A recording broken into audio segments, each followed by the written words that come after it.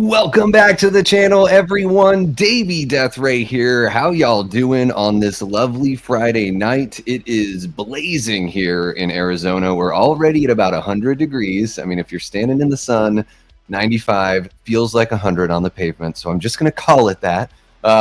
We've got our good buddy BRYAN McPHERSON joining us. We're going to be watching Dawn of the Dead tonight. But first, I wanted to, reintroduce you guys to BRYAN. He's been on Late Night with the Davey. We put together an interview when he had put out his record just about a year ago, right, BRYAN? Yeah, that came out. About a year ago now. Yeah, maybe I think it was. Yeah, something like that. It's been a year-ish. Right around a year. We can, an estimate's okay for that.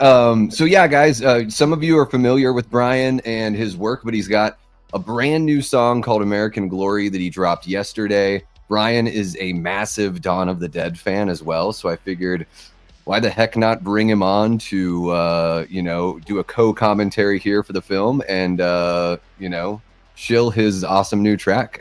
So BRYAN, tell us a little bit about American Glory. I mean, you've obviously, a lot of what you write about is, things in your life that you've experienced and, things that you've, sort of experiencing through other people's eyes as well. Guys, BRYAN doesn't shy away from being himself and being political and saying what he feels. So we love him for that here. But yeah, tell us a little bit about American Glory, and then kind of what went into the production of the song, because on this track you've got a full band backing you up.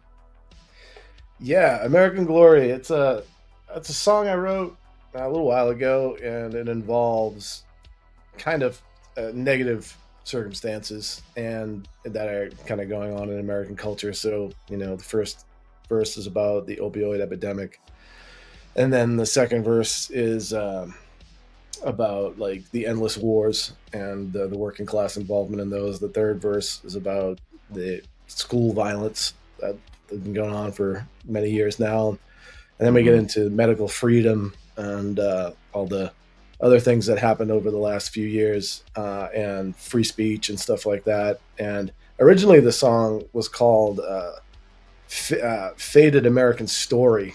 And I was like, you know what? I'm just so tired of just pissing on America all the time and just America's bad, oh yeah, and just the negative, so I was just kind of flipped it a little bit in the chorus and to we had glory, let's make a new American story, and kind of how I'm vibing with that. And so the production, I mean, I'm living in Montana, and so I set up in my buddy's cabin.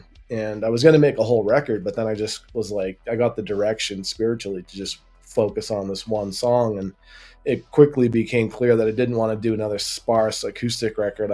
This needed to be a big kind of rock song. So I got Pete Parada to play drums, and he did it. Amazing. He did his drums in Tennessee. And I got my Casey Darren played bass in New Hampshire, and Stevie Watts, who's just an awesome keyboard player from London, who I met doing shows over there. I played with this band in this it's called the Master Link Sessions. They're a really fantastic band, and they video it all, they record it all and put it on YouTube. And so I met him there, and he hit me up after I got more vocal on the internet. Was like, dude, I'm totally down with medical freedom and blah blah blah. I'm I only eat meat, and just all the things. And I'm like, oh hell yeah. So I hit him up, and he played on there, and then I just tinkered around with it and added, built it up as much as I could, working out of a cabin. I'm I'm not working in a real studio. I'm using dynamic mics, and I went to the thrift store and I turned the closet into a vocal booth. And so, nice. I'm caping, pillows everywhere, and doing the best I can. And then I sent it out to Willie Samuels to mix it. And he does most of my stuff, and he did a great job as usual. And then sent it out to mastering. And then it was and I got it back for mastering. It was just that's what I was looking for. A big, just and Yeah. Mike Cervantes is the guy's name, out of Michigan. So it was like, I put it out, and then I made the video, which took 2 months. Like Hmm. I, hired my friend who's the videographer. He's very talented, Joe Sheehan. He does great stuff. He's done a couple videos. He films them, and then I edit them. And so I was like, oh, I'll do a green screen. And he goes, I'm like, I'm going to do a green screen. I'm going to be playing in front of all these different scenes. He's like, what kind of scenes? I'm like, I don't know yet, just scenes. And he's like, okay. He's like, have you ever edited green screen before? I'm like, no, but how hard could it be? He's like, have fun. I'm like, so it took like a month to learn what I was doing. And then it took like a month to edit the thing. It was a monster, but and then I put it all out, and I'm like, spent a lot of money that I don't necessarily have. And then the other day, someone's like, when's the full length coming out? And I'm like, I don't know, man. Like, you realize the mountain I just climbed to get this one song out? So we'll see. But yeah, so that's kind of the gist on all that.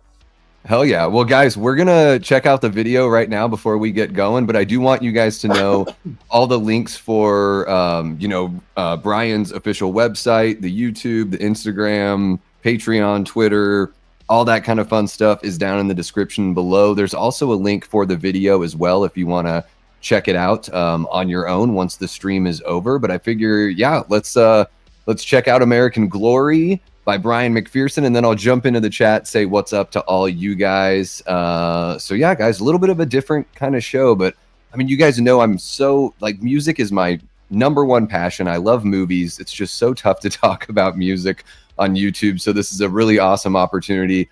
Here on the channel, we always talk about supporting each other and lifting each other up and being there for one another as a community. And Bryan is cut from that very same cloth. He's a great guy to support. When people make that decision to be an artist for a living, they sacrifice a lot, and it's really, really tough. So hope you guys enjoy the track. And yeah, we've even got Bryan's QR code there above his head if you want to throw him some love. And of course, you can purchase the track from the website through Bandcamp. So I'm going to go ahead and stop the White Bat audio music. There we go. And then let's see here. Hopefully I put this all together the proper way. So let me do that, and then boom. Nope, that's not the one. That's not the one. What's going on? I swear I had this all set up before, and now it's being a total jerk. Let's see here. That's not what it is. There we go. But I don't want us on there. Okay, how about this? I had it for a second. There we go.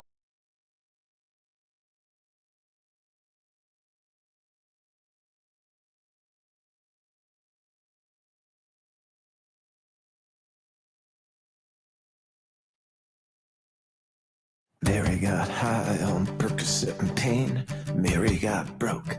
Mary got paid. Mary took a shot of fentanyl in her vein. Now she's living on the corner in downtown LA. She had glory. Let's make a new American story.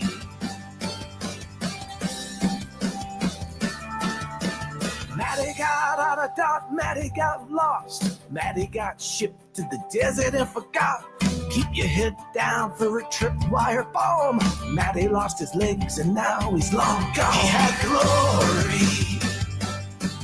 Let's make a new American story. He had glory. Let's make a new American story.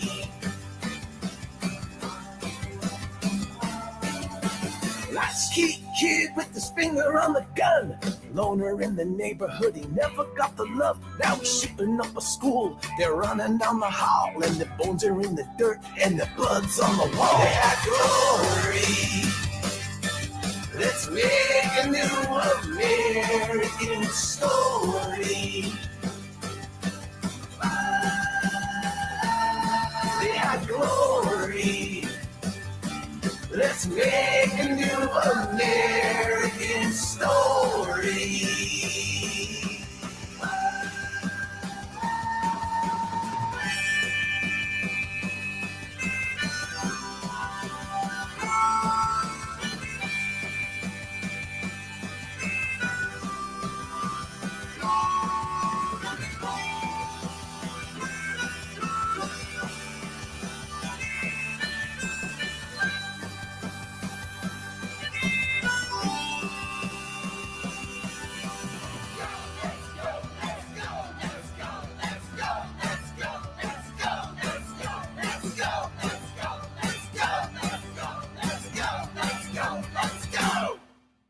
last journalist reads words from the screen, reading what they're telling them to read. If they take away your freedom of speech, there'll be nobody left to hear you scream. And another politician is lying through her teeth, and another lost soul lies in a tent on the street, and another drug dealer's gonna peddle up that to the dead and the dying American dream. We had glory.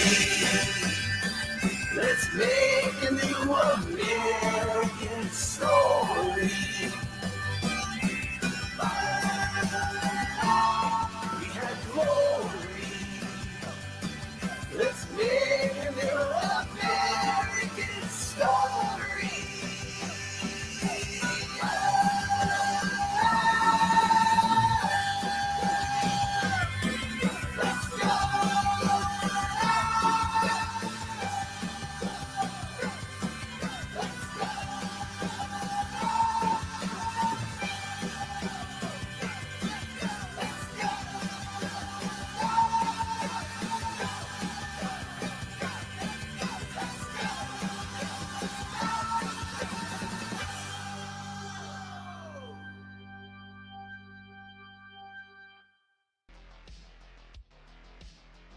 There we are. Hell yeah. That's awesome. Bryan. All right, that's... Brooke, thank you very much. Actually, my we're going to goodness. keep the focus. There we go. Who's that? Trying to automatically playing some Fox News stuff after a Bryan McPherson video. Hopefully we don't get dinged for that 3 seconds. Yeah, Bryan, what a ripper of a track. I love the walking bass line. You had mentioned Pete Parada. For those of you in the chat, I mean, if you're a punk rock fan, I mean, Pete's been playing in so many different bands for so many years. Such an awesome, drummer. And man, the video is really impressive. I mean, folks, that's a DIY project at its absolute best. Congratulations, man. Thanks, man. Appreciate that.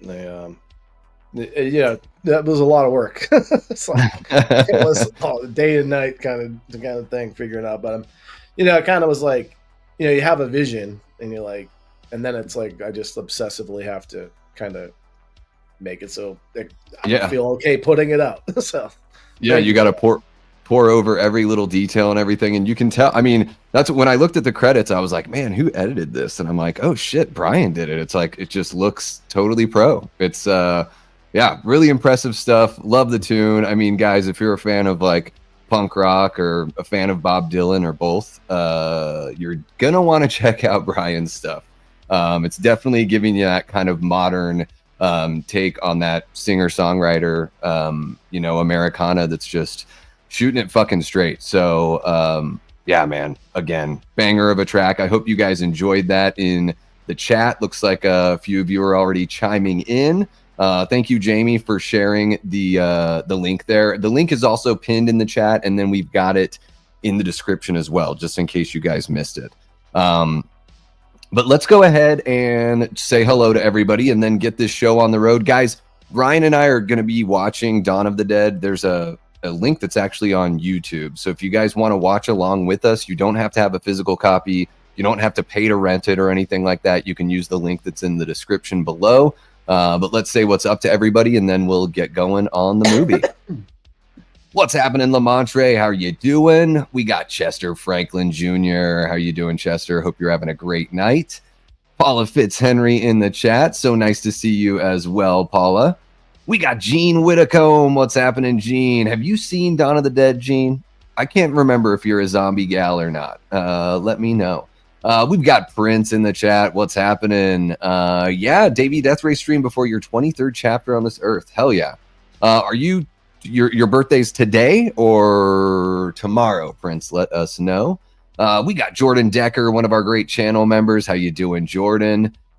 Antonis Andriotis, another channel member. What's happening, Antonis? We got Denise Wheat. Hey, Denise, you had asked about having some music-centric streams, so you got a little music here at the beginning of this one, and I'll be planning some more as well. Denise is another one of our great channel members and Patreon members as well. Antonis, if you've only seen the remake, which is great, you should definitely check this one out. I think it's kind of tough to compare the two. I'd always go original. That's just the way I am. What do you think, Bryan? Two different movies, but Yeah. the remake is good. This is just one of the greatest of all time, in my opinion. Yeah. The remake is like it's like a rock concert, and this movie is just like a classical masterpiece, you know? Yeah. Yeah, hell yeah. We got Fachi Cinema, one of our great channel members, and Death Squad mods. What's happening, Matt? How are you doing? Davey Deathray, never heard of him. Hope you're doing well, Matt. Gory Tiger, what's happening, Gory? We got Melanie from Screen Queen Reviews, another one of our great channel members. Hope you're having a great night, Melanie. She just dropped an awesome video about the final girls that should have been. Check out her channel for more. We got Adrian James. How are you doing, Adrian? Hope you're having a great night. I just want to make sure I'm not missing anybody else. You guys are active here. We got Jason from Backtrack Cinema. What's happening, Jason? Jason and I had a really fun chat the other night on Late Night with the Davey, talking 80s action films, all sorts of fun stuff on that episode there. We have the original Death Squad mod and channel member, Jamie Hart. Hope you are doing so well, Jamie. Always a pleasure to see you. And that we might be all caught up. Oh, we got Brandon Collins. What's up, Brandon? Hope you're having a great night. We got Ashton Luck. What's happening, Ashton? All right. Well, Gene, if the only one you've seen is Night of the Living Dead, then that's perfect, because this is the spiritual. I mean, it's a sequel, but you're not going to see the same characters. So it is a sequel, but Romero always kind of did his sequels as individual chapters, which was, I think, a really fun way to do it. Kind of like each one of his movies has like looks into a different point in time and place in the zombie apocalypse. So yeah, guys, like I had said, link is in the description below if you would like to watch along. Just gonna grab it really quick. I'll be right back. 1 second. Yep, you got it. I'm gonna get this all lined up here. There we are. Okay. So there we go. I've got the stopwatch there set for 5 seconds. So I'll start the movie, and then 5 seconds in, I will start the timer, just so you guys can follow along if you happen to be, watching after the fact, or if you're jumping in halfway through. And then what I'm going to do as well, guys, is I am going to pin the link in the chat as well, just so you guys can follow the link to the film if you'd like. So just hang with me here. There we go. Also, guys, we do have a poll going. So let me just pin this really quick, and then I'll mention that poll, and we'll take a look. So the poll asks, is George A. Romero's Dawn of the Dead the greatest zombie film of all time? Yes. Oh, absolutely, without question, is sitting at 47%. So it looks like most of the folks agree with you, Brian. It's pretty damn close, but no, it is 29%. And no freaking way, you're crazy, is 24%. I am blown away that 24% of you think that no freaking way I'm crazy for saying it's the greatest zombie film of all time. I mean, my favorite is Day of the Dead, but I could never fault anyone for saying Dawn of the Dead. Like, Dawn of the Dead is like the zombie film I think of when I think of zombie films. Like, that's the one. So feel free to participate in that poll if you would like, guys. And then yeah, Brian, you ready to get everything going here? I'm ready. Let me see here. All right, so I'm just going to start at the very beginning here, and I guess we'll hit play at the same time, right? Yep, we'll do it that way, and then I'll start the timer. I have the timer set to 5 seconds, so once we get going and the movie's at 5 seconds, I will restart that timer there. Okay. All right, so I do have to turn off the music, so here we go. There we are. Ooh, the silence. Can you guys believe I used to do streams with just nothing in the background? I don't know how I had the guts to do that. It just freaks the hell out of me. All right, guys. Excellent. So hopefully you guys are going to be watching along. Let us know in the chat if that is the case. I'd love to know who is watching the movie. Gene, you better be watching if this is the first time. Antonis, get on it, bro. All right. You all set, Brian? Yep, I'm ready to rock. Okay, so I'll do 3, 2, 1, go, and on go we'll push play. All right. I just hit play. Sorry. I thought you were Oh saying no! go. All right, ready? Yep. 3, 2, 1, go. All right, we're playing here. Got the red. Yep. The red shag carpeting on the wall. Yeah. Blood.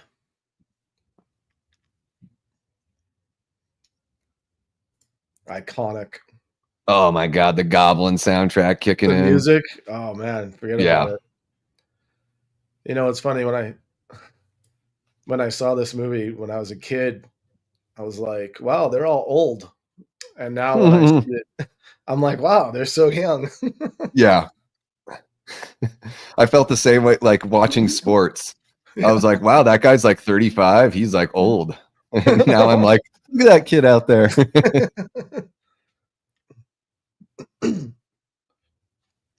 How old were you the first time you saw this one, Brian? I was probably like 5.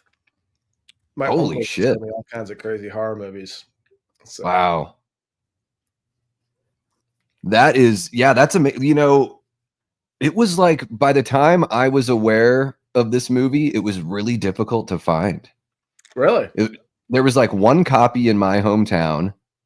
And I didn't see this till I was like 16, something wow. like that. 16 Late or bloomer. 17. Yeah. I mean, I started watching horror movies when I was like 8 or 9. Couldn't find this one, huh? Yeah, and I think I saw Night of the Living Dead like the year before. I was just like late to the zombie genre, but Night kind of knocked my socks off. So, Oh yeah. you know, my friends and I were like, how do we find Dawn of the Dead? And I think it was like out of print at that time. Wow. There wasn't a copy at Blockbuster. We had 2 Blockbusters in Juneau. There wasn't a copy at either one of those. Oh, up there in Alaska, that's right. Yeah, it's even harder. Yeah. Oh, And you couldn't drive to the next town to see if it was there. There was no road out. brutal. Brutal, but it would be great in a zombie apocalypse, right? No Oh, way dude, in, yeah. no way out, no way in. You wouldn't want to be here in what's this, Pittsburgh, where they're at? So Yeah, yeah. I love the opening chaos. You know, this whole Yeah. it's always sets the tone really well. Yep.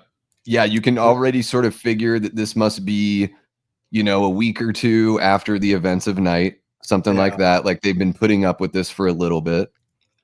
And then we get something, this looks very familiar to what we're used to seeing on cable news now. Yeah. People complaining and saying Fighting. wild shit to one another. We got George there with his wife at the time, Christine. George at the board with his nice. signature No scarf. kidding. I didn't even, I never even knew that. Yeah. He always has that scarf when he, like, even in Day of the Dead, you don't see his face, but you see somebody walk by and the scarf is like hanging down by their leg. And that's George's cameo. Nice. Antonis, yes, this is the movie the remake and this one, they both end up in the mall. But this one is a smaller group. It's a much more personal story of, you know, a bit more of a slow burn and more of a thought piece.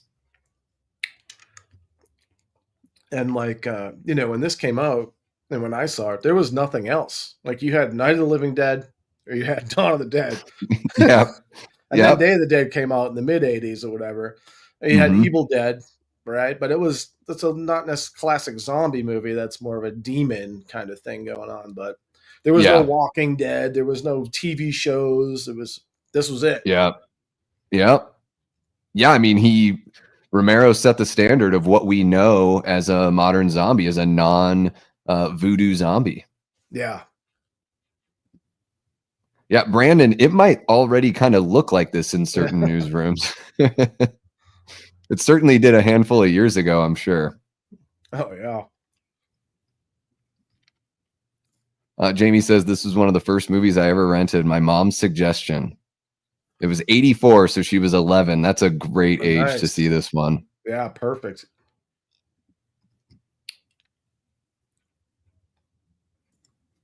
Take care, Chester. Make your way on back if and you feel it. Flyboy. Oh, yeah.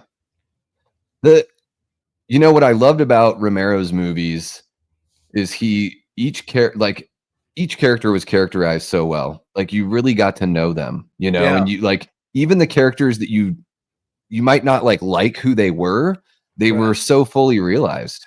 Mm-hmm. We've lost that in so many movies nowadays where it's like, I don't even know who this person is. Even with these two news guys in the beginning, they're fully Yeah. developed characters. You Oh, yeah. know who they are. They're Mhm. memorable. Yes. Yeah, and a lot of that too is Romero's dialogue is so good. The more I watch his movies, the more I realize like Tarantino learned a lot from watching George Romero movies. Oh yeah. You know, great dialogue, characters that might say like very unsavory things and use terrible language, but that's the portrait they're trying to paint, you know?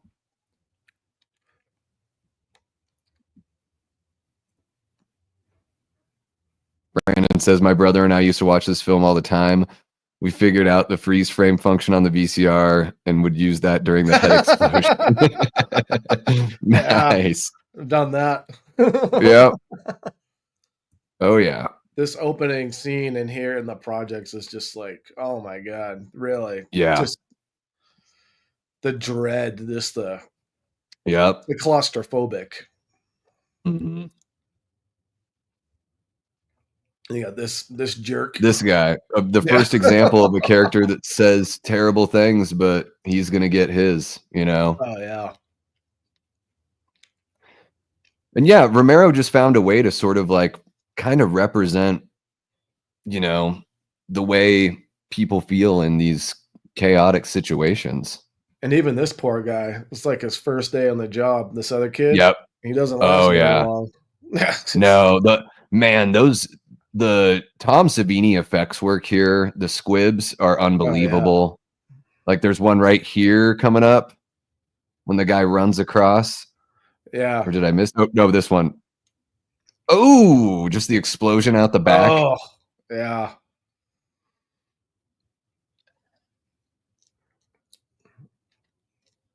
Oh, yeah.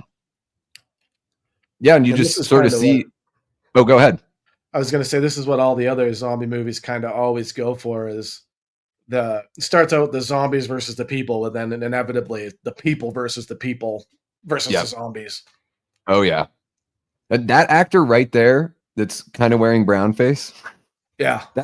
That's John Amplis. He was the nerdy scientist in Day of the Dead, for those of you that are big Romero fans. Yeah. So just a little quick bit role for him there. But yeah, you're absolutely right, Brian. I think that's another thing that Romero did so well is the zombies are just sort of like the catalyst for all the violence, you know? Yeah. They're sort of like the issue that tears people apart, whether it's like a war or abortion or COVID or whatever. I think the zombies just sort of represent what makes people fight and hurt each other. Oh, there it is. Oh, it's still oh man. Yeah. And I love this. They have like this self-governance here, the SWAT guys. Yeah.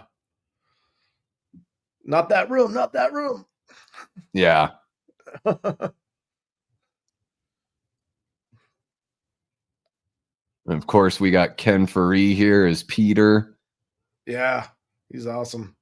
Yeah. It's almost like a slow-mo shot there with the door opening up. Yeah. This is not the room you want to go in. Amplis was also in Martin. Have you ever seen Martin? I haven't seen Martin, no. Oh, that movie is really good. I'm gonna have to see it. It's that one's one of the best vampire movies I've seen. The last time I watched this, I watched the European cut, and the general or whatever from Day of the Dead was actually in Dawn of the Dead originally. It's in the helicopter scene, but they cut him in the American version. You see him for like a little bit. I don't think he has any lines in this one, but you see him in the boat. But they extend that scene. Yeah. We can point it out. I think you can see him just hanging out while the guy's asking for cigarettes. Okay. See, this is it. Yeah, you think they're slow and but all of a sudden something goes wrong, and then the slow creeps in on you, and then another one shows up, and that's kind of what's so creepy and scary about the slow zombie thing. It's like, and then this guy, this talk about iconic when he walks out into the hall coming up, but I'll save my comment for then. But yeah, I mean, I love the slow zombie because it's more about they overwhelm you in numbers. And you can only run so far. You can only barricade so much. They're going to get you. And this is like, the human element. Like, oh, there's my husband. And it's like, oh, and this right here is just, this is where you're just like, oh man, this movie's on another level. Yes. Oh, that chunk. It's brutal. He gets another one. Oh, the blood just pouring out. Dude. The other thing is, like, this movie's made to be watched on film because the blood looks more realistic on either VHS or film. On like digital, it doesn't translate as well. Like, but if you watch it on like VHS, ideally with like some squiggly lines, that's a whole other element of creepiness to it. Yeah, and I think this version that we're watching here on YouTube, I can see a little bit of that grain. It has like it's not too clean, It's a pretty good version too. This is I love this, the way they develop this relationship. Oh yeah, super quick, bros. Basically, I didn't see I got a plausible deniability. I didn't see a damn thing. I ain't gonna rat on you. We're on the level. What's happening, Joel? Hope you're having a great Friday, man. We are watching Dawn of the Dead. Link is in the description if you want to chime on in. Jamie says, suddenly I want chicken after that arm bite. Can I get a wing, people?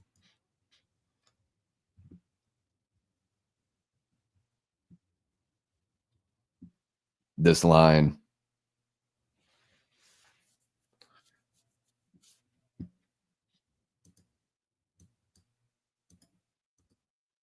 That I could run right tonight. That's one of my favorites. Yeah. It is hard to find nowadays. Like I tried to get it on Amazon or whatever to just rent it. All they had was the European version. Which is kind of, streaming's not all that, still owning stuff is, they can just plug everything and your art is gone. No more Dawn of the Dead. Yeah, I've got that 04. I think Anchor Bay did like a 4-disc set back in 04 on DVD. I've got that one. Nice. And then I did find a Blu-ray, but I think, Joel, if you're into physical media, I can't remember if it was Arrow or one of those, boutique labels just put out a really nice Dawn of the Dead box. I think it's a UK thing. What's happening, Herbert? Yes. Another awesome character with the one leg. Just a really unique, like memorable, this guy with a crutch and one leg. And again, like he has a couple really memorable lines as well.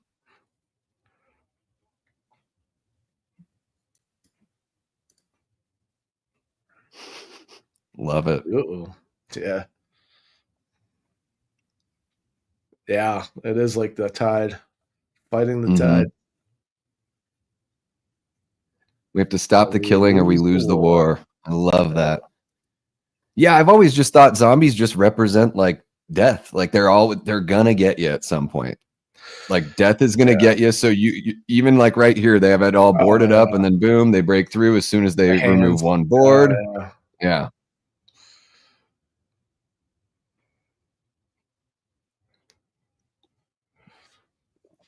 Yeah, I would have nightmares throughout my whole childhood about zombies from this movie. Yeah. I'd watch it every chance I could, rent it, bought my own VHS. Yeah. I loved it. I think that's why I got into horror for that reason. Like I liked being scared. It was like a roller coaster ride. Oh, this is probably one of the most disturbing scenes in the movie. Yeah. Everyone's just chowing down on legs and man. And some of them, it looks like they're just tied up in sheets, like they're wiggling around like maggots, Yeah, exactly. It's And really the odd to music kicks see. in here too. It's just like go, go, go, Yeah. go, don't. Oh, that guy. Whew.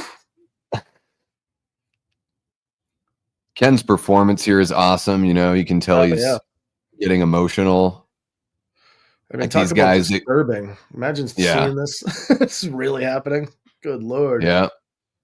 Oh, man.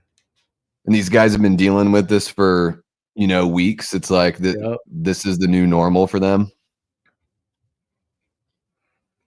Yep. And then you run out of bullets and the slow times Yeah. come in. And he's almost like he's sort of given up, like he's, you know, sort of too shaky to really do it quickly. Yeah.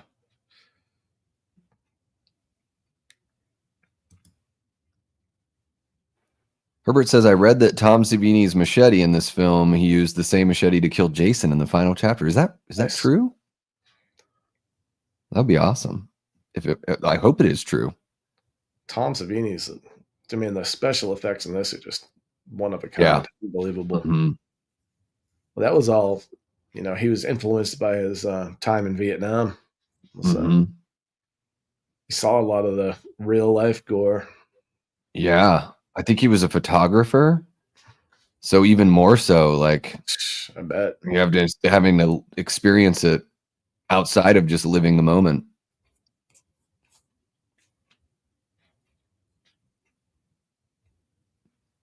I think this whole scene, yeah, in the European cut is way different, right? It Because is, don't some yeah. guys come up and pull guns on them and stuff? And Yeah, I was watching. I was like, "What am I yeah. watching? I never saw this before." I'm like, Yeah, come to find Peter out, and it was a different edit. yeah, they're smiling right there because in the European cut, they basically pull guns on the guys that are trying to hold these two up. Yeah, that's a whole other thing.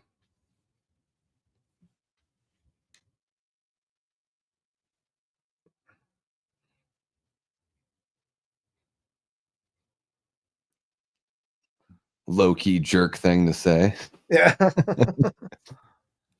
So, man. yeah, in the boat, let's see if we can spot him.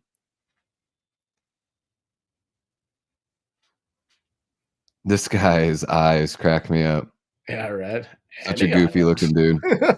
Yeah. Ah, ha, ha, ha, ha. A little slow on the uptake. Yeah. Well, that's the Yeah, thing, Brandon. That's what Go we're ahead. talking about, Brandon. So the guy in the vest and the hat, you see him right there? He's there getting he in is. the boat. Yeah, Yep. there he is. All right. He doesn't see have him. like a real part, but he's there for just a bit. But yeah, Joe Pilato's amazing as Rhodes in Day of the Dead. A Yeah, fucking he is. incredible performance. Yeah. I listened to the commentary. This was all just a happy accident. The lights being turned off in that Oh, skyscraper. no kidding. That's That was what I've something that, noticed. yeah, Just just doing, like, happened. Yeah, just doing videos and stuff for music, like the magic that happens when you hit record, like just things Yeah. occur. That's Yeah. when you just start looking at it. It's pretty neat. Jamie says my dad brought his machete back from Vietnam. I wouldn't be surprised if Savini did the same. Yeah, he brought quite a bit back from Vietnam there. I mean, his effects are amazing here. I would say in Day of the Dead is his greatest work, just as far as like, you know, how impressive it is. But I love how the effects in Dawn of the Dead, they fit the piece so well. Like Dawn of the Dead just stands out as its own unique thing. And I think that's what's so awesome, especially about the first, like, I mean, I would even say the first 5 Romero zombie movies are all have such a different feel from one another. Yeah. These guys are partying down there, just like Yes. drinking beers and shooting zombies. Again, That was the scene too, like with like the cigarettes. It's like, you know, when you're addicted to something, it's like when the world ends, like what do you you're in trouble. yeah. You know, like Yep. where's the zins? Where's the vapes, you know, or whatever it is. Yeah, exactly. That's in Land of the Dead, they address that, right? Because they go out to the town to pick up like cigars and liquor. Oh, right. And Yeah. liquor goes for like hundreds of dollars for a bottle, you know. Yep. Herbert says I enjoyed fun too. Like they're just partying. Yeah. The music is perfect too. They got real National Guardsmen that came out like back in the 70s. That's just stuff was different. They had like real people in movies, like Yeah, extras were these like are just normal people. So that's the realism of older films where now everyone's like a model, and it's like not as believable.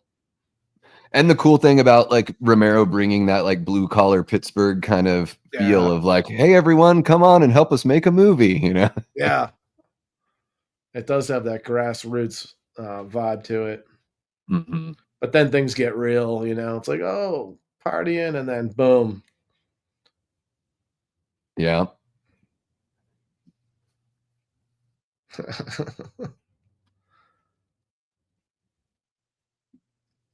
Ooh, that Goblin soundtrack coming back in.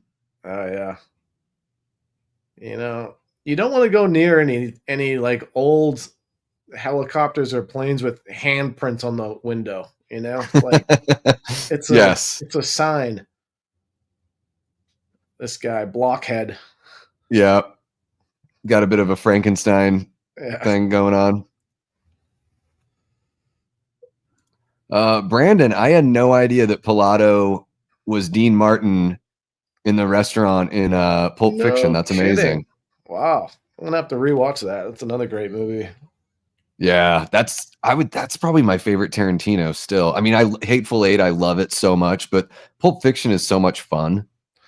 Yeah, I loved Once Upon a Time in Hollywood.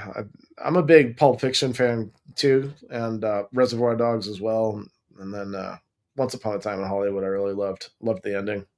I still need to see that one. I know. It's great, dude. It's embarrassing. It's really good. I won't say anything about it. This is a scene where, I end up when they bring in the kid zombies, where the remake really took things further with they took that kid zombie thing and we're like, we're just gonna do a pregnant zombie. So it went like in the remake that was like real dark.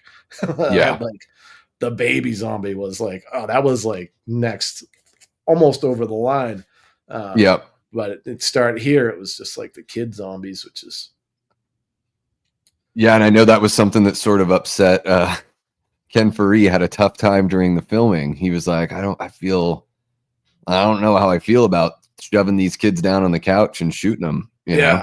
Yeah. It's these are the things you think about after you or while you watch a movie like this about the circumstances people might be put in a. Maybe it's not a zombie situation, but maybe a war or something, just the crazy stuff that people end up involved in. Yeah. I mean, even if you look at everything we went through 5 years ago, just the decisions that people had to make about, seeing family members, putting a family member in a hospital or not. And I just to me, I think it just reminded me so much of, the kinds of stories that Romero would tell, that these tough decisions would have to be made without all the information, without certainty. Things get real. Yeah. Here you see Flyboy's weakness. He is just he is ill-equipped. He can fly a helicopter, God bless him, but that's about it. I mean, that was a pretty lame swing at the zombie there. Yeah, he hits him with this part of his arm for some reason. Have you ever swung a baseball bat, bro? You want to hit him with the hammer, my friend. Yeah. This guy, we can see why he has a square head. Oh, it's amazing. Yeah. Oh my God. Such a cool moment though. Yeah. This guy's like, whoa, gotta watch out for them helicopter blades. Yeah, the kid zombies. Yeah, I'm gonna throw them, and lucky to be wearing the jumpsuit here. Yeah, I know. I mean, you would want to wear coveralls in a zombie apocalypse. You would want everything covered. They were mindful of what they were doing here. They backed off of the gore with the kids. They just showed them shot. Yeah. They didn't show any blood flying or anything. They were like, we got to show it, but we're not gonna do this. Yes. No exploding heads with the kids.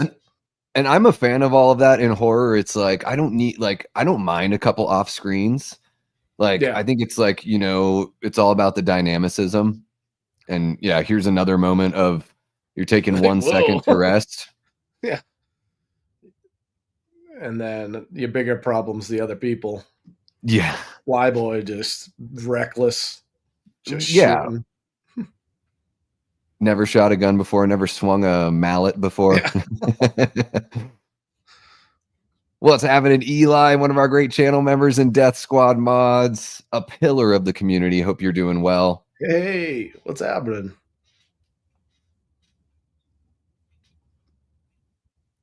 The original one's in color. You should be watching along, Antonis. What are you doing? It's on YouTube. Just open up another tab. Yeah, Dawn or Night of the Living Dead's the only one that's in black and white. They did a remake of that too, which was pretty good. I haven't seen it in a long time. Yeah, the one that Tom Savini did. Oh, he did it? Yeah, he directed that one. Yeah, Romero like even like punched up the script, changed a few things. So it was all done from like within house. Oh, nice. Yeah. But it's one of those movies, the original Night is in public domain. So there's all sorts of like remakes and alternate cuts. And people have like, Really? yeah, they did this 30th anniversary version where this guy shot like additional scenes and put them in black and white and inserted them. And it's terrible. They put like rock music in it. I just got like 7 ideas. I'm like, oh, Night of the Living Dead's in public domain. Yeah, yeah, cool. They fucked up with Night of the Living Dead when they pressed it, and before they sent it out to the theaters, they put the copyright with it, and the person that made the copies forgot to add the copyright to the film stock. So technically, it was never copywritten. So Romero made nothing off of that movie. Oh my god! Just imagine how the horror world would have been, you know, if he had made money off that one. He would have been the George Lucas of zombies.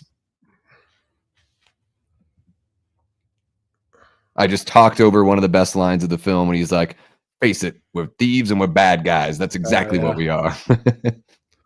Yep. The mall. Yep. Monroeville Mall.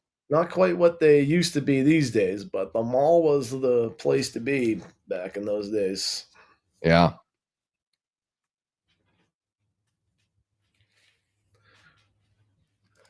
Yeah, it's too bad that they this building is no more, unfortunately. Oh, really? Yeah. I mean, the mall is the best place to go, you know? It's like, you get everything you need. Yep. I used to think about that when I was living in Juneau. The Fred Meyer there has food, clothes, and guns and ammo. And I was like, well, that's the place to be. Yeah, when I was like a kid, I was like, I want to go live in a mall anyways. You know, just you know, that'd be cool. Yeah. Zombies take over, I go live in the mall, eat whatever I want, play with guns. Orange Julius for life. Hot dogs every day. What could go wrong? He'd die of a heart attack. Yeah. Like, yeah, guys, he survived the zombies, but he died of heart failure. He poisoned himself with hot dogs. It was terrible. Yeah, guys, there's the link if you guys want to watch along. Also in the description. Eli says, killer new song, Brian. Also, Lilac and Gold is a beautiful song. Thank you very much, Eli. Appreciate that.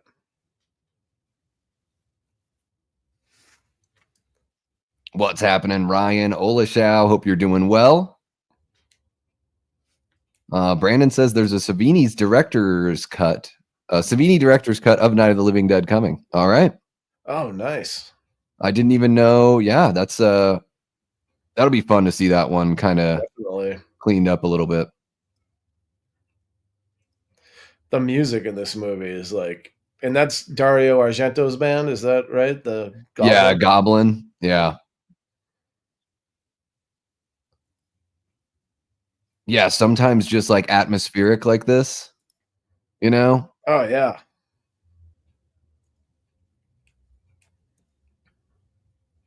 And then I mean, we're going to hear some like awesome grooves, you know, some really funky, oh, yeah, funky 70s synth rock. Yeah.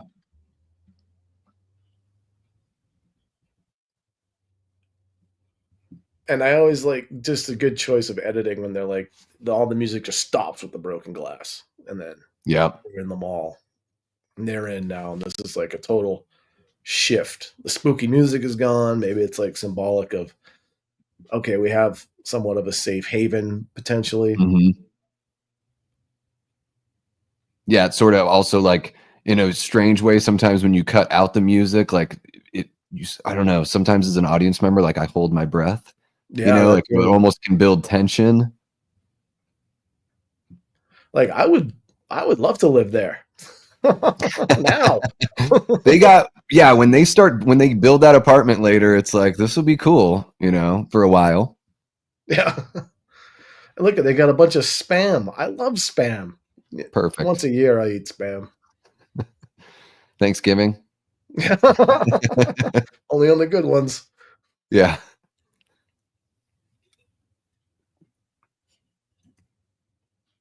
Thank you for dropping that link there. Yeah, guys, the link for Bryan's page, also, his website, everything else like that too is in the description below. So check him out, guys. And that QR code above his head if you want to throw him a little cash. Here you go. Ryan subbed. All right. Sweet, dude. Awesome. Thanks. And yeah, guys, if you haven't liked the stream yet, please go ahead and click that like button. If you're watching after the fact, let us know what you think of George A. Romero's Dawn of the Dead. Subscribe if you haven't, although I think all of you guys are subbed, and share the channel with somebody who you think would dig this kind of content. Thanks, guys. Hell yeah. I love how they're like jacked up now. They haven't slept in God knows how many days. They're like kids during a sleepover, once you hit that 4 a.m. mark and you're like laughing deliriously. Dude, that would be you and me if we were in there, right? Can you? We need to make. I'd love to see a re-edit. That's probably in the future. You can put yourself in the movie. It's like me and Davey Deathray running around with AI. With AI, yeah. Exactly, dude. Just playing NHL PA 93 all night. Playing Sega. Yep, classic. Yeah, Brandon, I don't think I've ever had spam either. Unless I've been like at a potluck kind of thing and just like try to bite, although I can't remember. It's good. I mean, the Hawaiians truly appreciate spam. If you ever go to Hawaii, there's spam musubi. It's basically like a sushi roll, but with spam. Really tasty. Yeah. It tastes like bacon ham, like ham and bacon mixed together. Gotcha. So, okay. That's what I figured is it would just be like kind of a saltier ham. Yeah. You don't want to get into the habit of eating it a lot, but once in a while, it's tasty. You might get superpowers, though, if you keep on eating it. Who knows? Yeah, But in have a great rest of your night, Gene. Yeah, in the zombie, that's what I love what Roger says, where he's like, did you bring a can opener? And she's like, no. And he's like, well, don't knock it. It has its own key. Yep. And it's already cooked, too. I don't think you need to cook it. Yeah. I mean, it's better if you cook it. I mean, to turn this into a spam stream. Don't spam the stream with spam talk. Come on, Ryan. Spam gets a bad rap. What's up? What's happening, Reign of Horror? How you doing? Hope you're well. Also, we are watching the original Dawn of the Dead. Link is in the description and pinned in the chat. What's happening, Tom? Hope you're having a great one, man.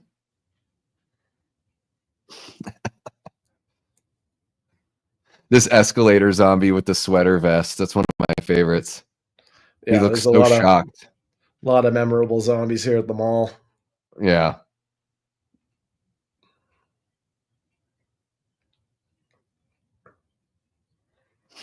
Yeah, this is when the mall was a mall. Yeah. Krishna's, the nurse. Everyone's represented. Yeah, they're displaying vehicles. Again, a gun store. There's like, a bank. Well, I guess, are there banks in malls nowadays? I don't know. Maybe like in the parking lot. Yeah. Yeah, I'm not sure. But it really was like a one-stop shop. It was the physical media version of Amazon.com.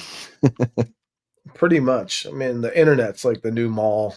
It's like you go there and kind of zombie out, scrolling and buying stuff. Kind of similar thing. Yep. Tom, 3 Long Islands at dinner. Feel oh my god. Well, at least you had dinner, Tom. But oh my gosh, 3 Long Islands, and I would have a headache immediately. Probably, I'd probably be sick. Yeah, Long Island iced tea. That's a big cocktail. I used to drink those back when I drank. Woo! That'll take you where you want to go. You don't want to drink those in a zombie apocalypse, though. You need your wits. No, you need to be sharp. Yes. Yeah. Yeah, Jamie. Same thing. Jamie, didn't you live in the mall though? Going to the movies all the time? The running joke, Brian, is that Jamie Hart has seen like every movie in the theater. Every movie that came out from the late 70s to like the late 90s. That's awesome. It's the best way to see a movie. Yeah. Oh, that guy. This guy, friggin' Flyboy, knows he can't do shit, but he's just like, well, I want to be a man. And then he leaves his girlfriend to fend for herself. Yeah. I don't even think he leaves her with a gun, does he? Or no, I don't think she has anything. Yeah. He's and we find out she's pregnant. I'm guessing he already knows. I don't think that we know yet that she's pregnant. But since we've seen this 1,000 times, it's like, what are you doing? Like, Flyboy is just like, he's the flawed character throughout. He's kind of, he's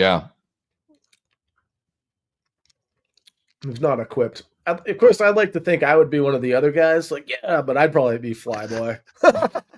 Well, yeah, I mean, they have the benefit of being trained by SWAT, so it's like you would want a couple of those guys around in a zombie situation, right? Or I go to fly that helicopter and just like crash immediately. Movie's over in 10 minutes. Yeah. Yeah, but you can just hang out upstairs, wait for them.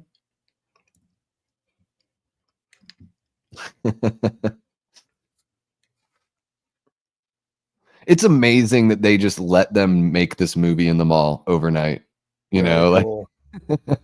I can't imagine. You would have to, in the remake, they had to build their own set and everything. It's crazy that they just let a film crew go into this JCPenney and have these guys run around.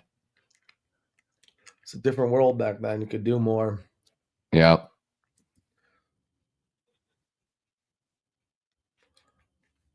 Yeah, I don't go to the movies very often either, Antonis. A few times a year, maybe.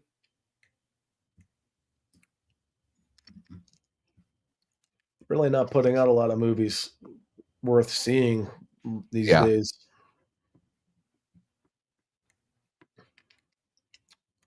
Foreshadowing, because he's going to be in the bucket later. True. I hadn't even thought of that.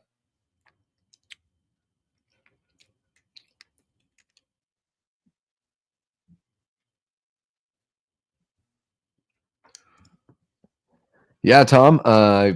Man, I feel like Romero was the coolest thing about the way he spoke about, social subjects and politics was that he still made very entertaining movies. So it was like you could still just watch the movie. Like a kid could enjoy the movie, and then the kid could become a teenager and be like, oh, wow, is that what he's saying? And then you're in your 20s or your 30s, you might take something away from his films that are a little bit different every time you go back to him.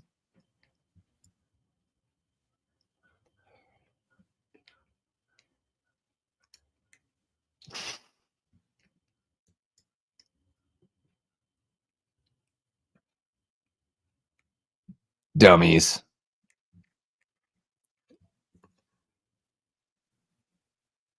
Amen, Ryan. Absolutely. Oh my God, Flyboy with a gun for the second time. How could this go wrong? Yeah. He did find the plans for it. So he has his, he's got he does his uses. Yeah. But he has fatal flaws. Yes. Love the shot, seeing the zombie walk in the background there. Oh, yeah. Like you can totally miss that, on the first time seeing it. A little bit of an Easter egg. Mm-hmm.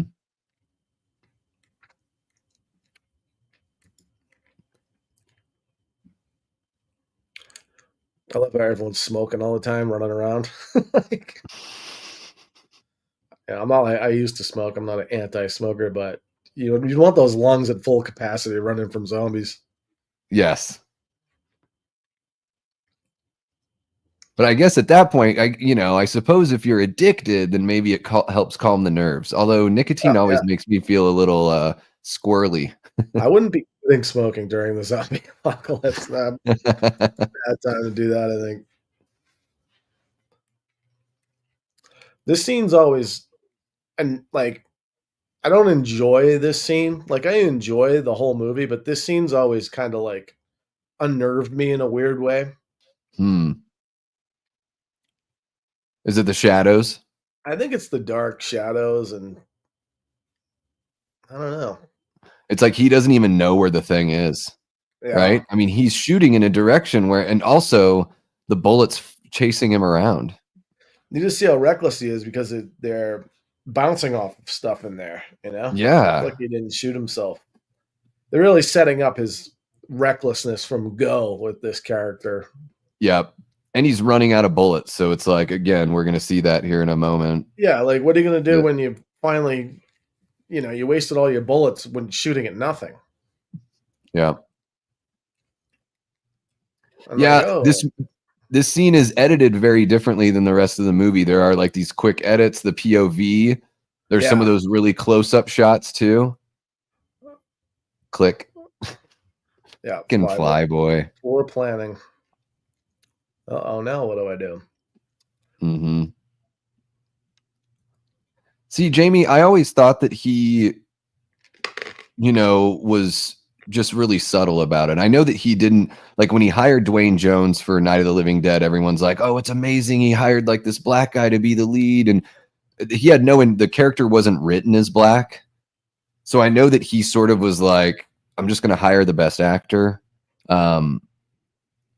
I always thought though, with like, especially with this movie, that he at least was trying to say something about consumerism and, getting too comfortable. I could be wrong though. It's been a while since I've gone back and like listened to those interviews. Flyboy finally has a moment to breathe there.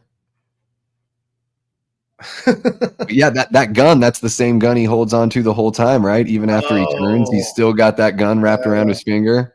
Yeah. One of the most amazing performances from David Emge. He's great in it. Yeah. With his foot all weird, like oh yeah. I would have rolled my ankle. One of the greatest zombies of all time, if not the greatest zombie of all time, is that elevator scene. Yeah. When he gets out of there and he comes out, it's like, whew, that ankle. Oh my God, you can feel it. Mm-hmm. Kind of reminds me of the old like Karloff like Mummy performance. It's really, really good. And there Flyboy is again, almost leading them up into the apartment there. Get off. Here's a great example of the Goblin soundtrack just pumping you up. Yeah, this is the action packed. And they're kind of mathy, like it's these odd kind of time signatures. It's yeah. I like this one right here. That bass line. Yeah. Yes, yeah. Do. That is some funky shit right there.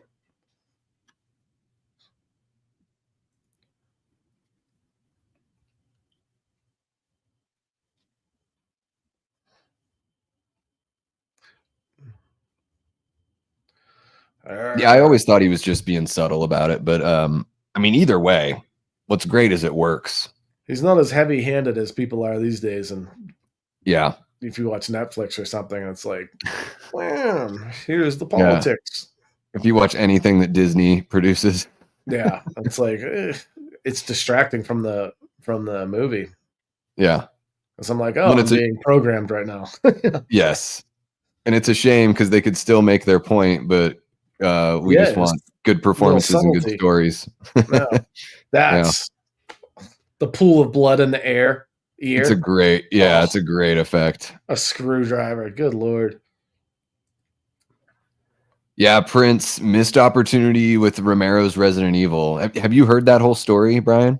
No, that was going to be a thing. That would have been Yeah, amazing. so he shot like a commercial for Resident Evil 2.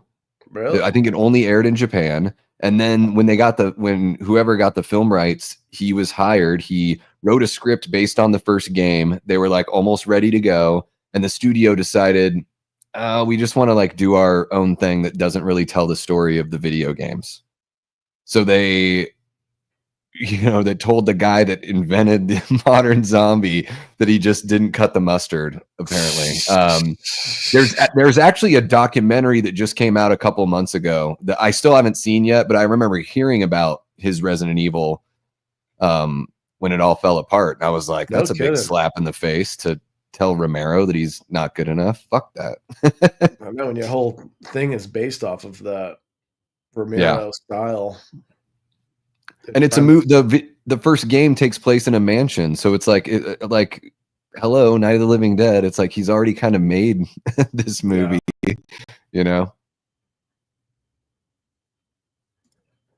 So Brown Derby was a restaurant, Jamie. I've never been there. That must be an East Coast thing. Have you ever heard of that, Brian? Yeah, I've always wondered that, because back east there's the Brown Derby Deli, and it would be at the food court. There was in Faneuil Hall there was a Brown Derby Deli, and I must be the same thing. Mm-hmm. I think I saw one in L.A. They have a I forget what it's called. I'm not going to think of it right now. There's like a mall kind of in West L.A. that I think also had a Brown Derby. Yeah, I've never think I've seen one. Brown Derby was a steakhouse, like Ponderosa. Totally different then. Okay.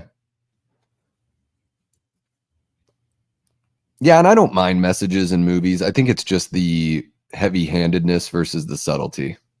I totally agree with you. Why would you write a story if you're not trying to say something? Sometimes it sounds like they're just like telling you, like Brian said, like you're being programmed, like you're in class as a grade schooler. Kind of feels like they write the story and then they stick the messages in. And I think the message should come in naturally as the story is written. Sure. A little more. They're like, wouldn't it be cool if we just have this line of dialogue in a movie? And then they write the movie around the line of dialogue. Like some guy's going to tell Captain Marvel that she should smile more. Yeah. And we'll write a movie around it. See, here's a very different situation about a guy in an elevator with his legs hanging down. Yeah. Yeah. Brown Derby Deli is still there I don't know how to pronounce that. Oh, that's Faneuil Hall. Faneuil. Yeah. All right. Must be from Massachusetts, Brandon. Or must have been through there then. That's where I grew up. I'm from Boston. Is that Faneuil Hall's in Boston? Faneuil Hall, yeah. It's like downtown-ish. It's a big, long... It's not a mall. It's like it's a mall-ish. It's kind of like a touristy kind of place to go and walk around. Gotcha. Okay. It's like an old outdoor mall, I would say. That's like they've got that Reading Market in Philly. That's kind of like, it's great, but it's totally a tourist spot because it's like a open air, like get any kind of food you want, any kind of homemade Very candy, similar. like exactly. Like I got a corned beef sandwich from Reading Market in Philly, and it was so gigantic. It was like 2 meals. Yeah.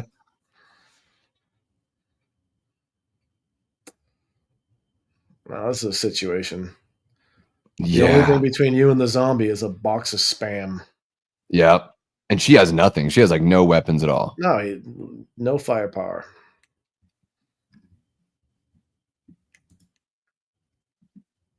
Brandon's lived in Massachusetts for 30 years, grew up in Oklahoma, but it looks like the Brown Derby has closed, unfortunately.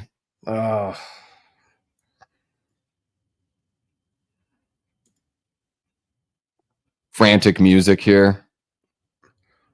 Driving up the anxiety. Those are flares. Flare is better than nothing. It's a good thing she had the flare. Yeah. This guy, the Andy Dick Hare Krishna zombie.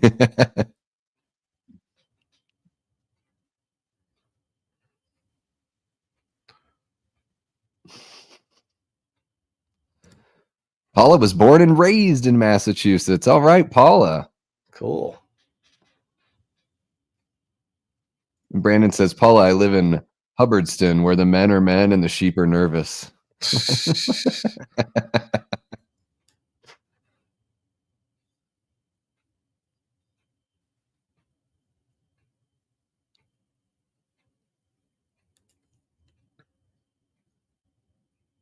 Yeah, the boys are out playing, and Fran is just literally hanging on for dear life. No kidding, right?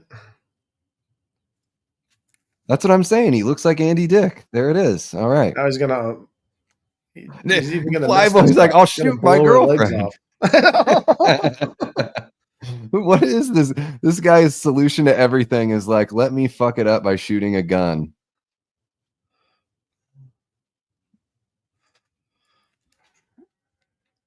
Peter's always just like rolling his eyes with Flyboy. It's like, come on, man. This fucking guy. Come on, man. Get it together. We'll deal with you later. And your tambourine, too.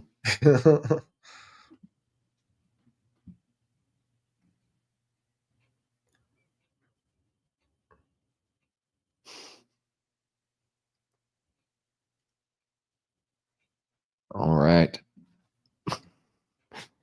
Yeah, you want to talk about the stuff? I almost died. She's not having it. You're in the No, she really looks. Bro. Yeah. Her eyes aren't even pointing in the same direction right now. No, she's just got like a. Yeah. Little caviar. They're eating like kings. I know, this scene always makes me hungry too. Yep.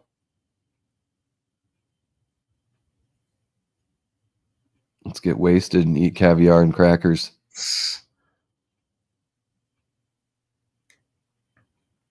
He's got a measured pour, though. Yeah, he's like being, gotta be careful.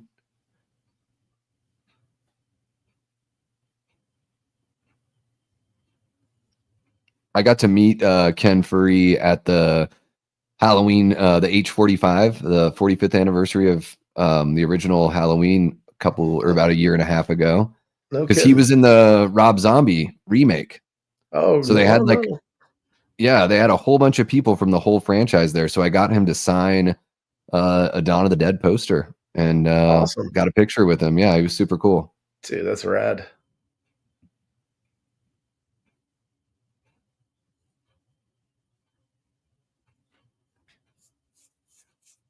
All right, this is when we're finding out she's pregnant. Okay. But this guy has known that. Flyboy's known that and left her up there. Yeah. He's no gentleman at all. No.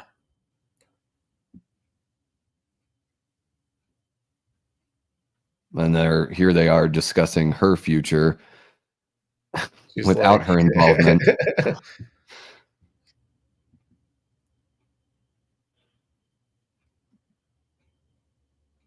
Yeah, pretty isolating experience here for Fran.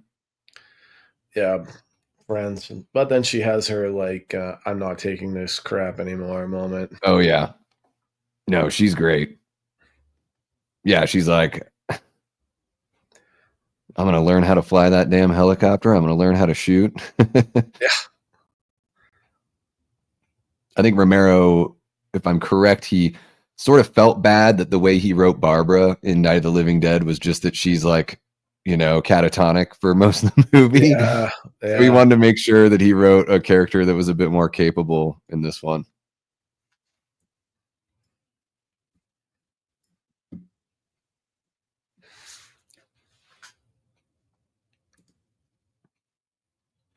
Are you a Return of the Living Dead fan, Davey? I am. Yeah, I see you've got the shirt on there. Yeah, buddy. Yeah. Trash. That's an interesting character. Oh my goodness. Linnea Quigley. She just had it in her contract. Now I'm going to get naked in this movie. And they're like, Linnea, you don't have to. And she's like, I'm going to get naked in this movie. Yeah, I think it was Brandon. Brandon was talking about freeze framing on the VHS for the head explosion, and I'm like, That was a different frame freeze that. frame. Yeah, freeze frame that dance scene in the cemetery more than once.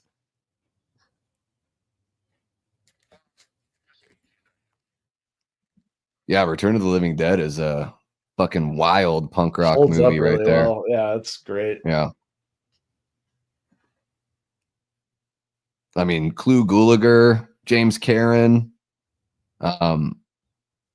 It's got Some a great actors in that. Yeah, yeah. the guys in the warehouse did a great job. Yeah, why can't I think of his name right now? From he plays Tommy Jarvis in Jason Lives. Tom Matthews from The Friday older the guy 13th or the Part younger 6. guy? The younger guy with the suspenders. Yeah. The older guy's been in a bunch of stuff too. Like he was in Yeah. Wall Street by Oliver Stone. I was like, oh, that's the guy from Return of the Living Dead. He's been in all kinds of stuff over the years. Yeah. This guy's interesting, you know. Oh my God. Yeah. Great look. That his voice. Yeah. That's powerful. It's like Yeah. no one's playing around anymore. I think he pops up later on. He was also in The Crazies, the George Romero version of The Crazies. Okay. He plays a doctor that like finds the cure, and like as he's like going to share the cure, he gets like rushed by a bunch of crazies, and he like drops it, and it's just like, oh my God. That's how it goes. Yep.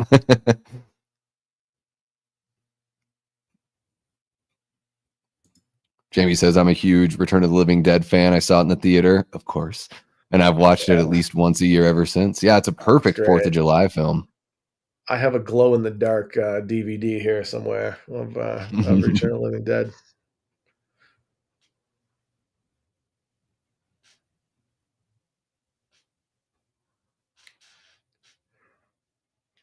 Yeah. Yeah. Shut up, Flyboy.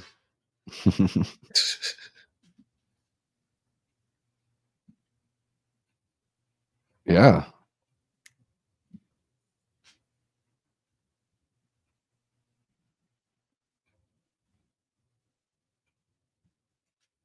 There you go.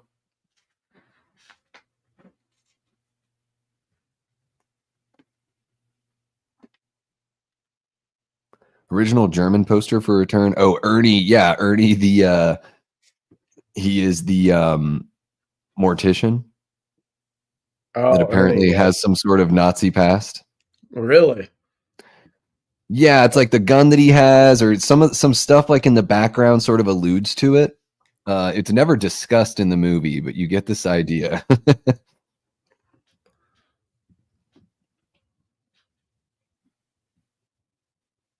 He is such a bitch to her. Oh, yeah. He's like, screw you and your wish to be protected.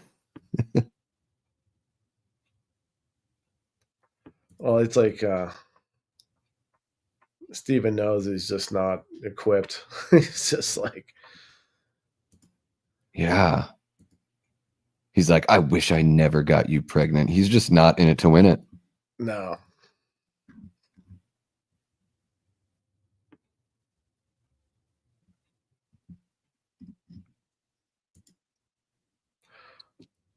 Yeah, this was another situation where in life you really want to make sure you know you can run 5 miles in case you run from zombies, and you can drive a standard vehicle manual transmission, because you don't want to be like, oh no, I'm surrounded by zombies, but I can't drive a manual transmission. So yeah, words to live by.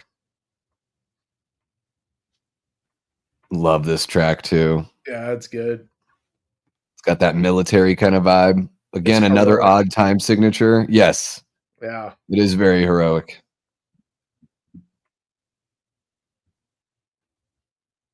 Oh, here we go. He's listening to German military music on his headphones. There's pictures of Goebbels and Eva Braun on his wall. Wow. Oh, wow. I He has never a even put all Luger. that together. He has a Luger. He operates a crematorium. Okay. All right.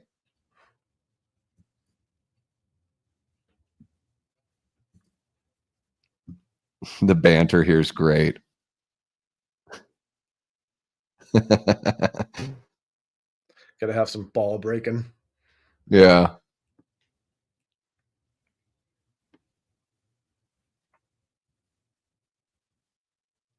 And she's just like, There I'm she ready to is. shoot.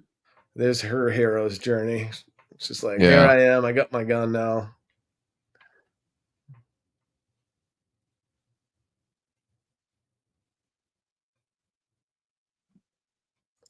What's happening, Billy? How you doing, man? I Got want to know how Savini. much Brown Derby paid to have so much product placement in this movie. You know? They're like, yeah, I you mean, should probably film in here because they're just going to advertise for all of our businesses. yeah. Nowadays, that would have been like, oh, that's like, there's like 20 shots of Brown Derby here. You're going to have to pay us some Yeah. money. I mean, I think in the Dawn of the Dead remake, it's all like fake store names. Yeah. You know, Roger's starting to lose it. I mean, they haven't even like slept yet, have they? That's a beautiful shot there with the I don't think so. helicopter. Yeah, it is. Yeah, it's too bad when he starts to go out. Roger starts to go off the deep end. It's like, Man, the first time I saw this movie, I was gutted. I was completely heartbroken when sucks. what happens to him happens to him. Because and that's when I think that's when I first started realizing I liked movies that took their time, and I like to get to know characters because I'm like, that's what makes this so heartbreaking. Yep. You know, because he's a good character. Like he's like good guy, and he's yeah, capable and necessary. But it also plays into like the enemy is the danger is the zombies, the danger is other people, and then the danger is also yourself. Right? yeah, oh yeah, and that comes through with him. Like that's his downfall is he just cracks up. Yeah, he gets way too cocky, way too prideful.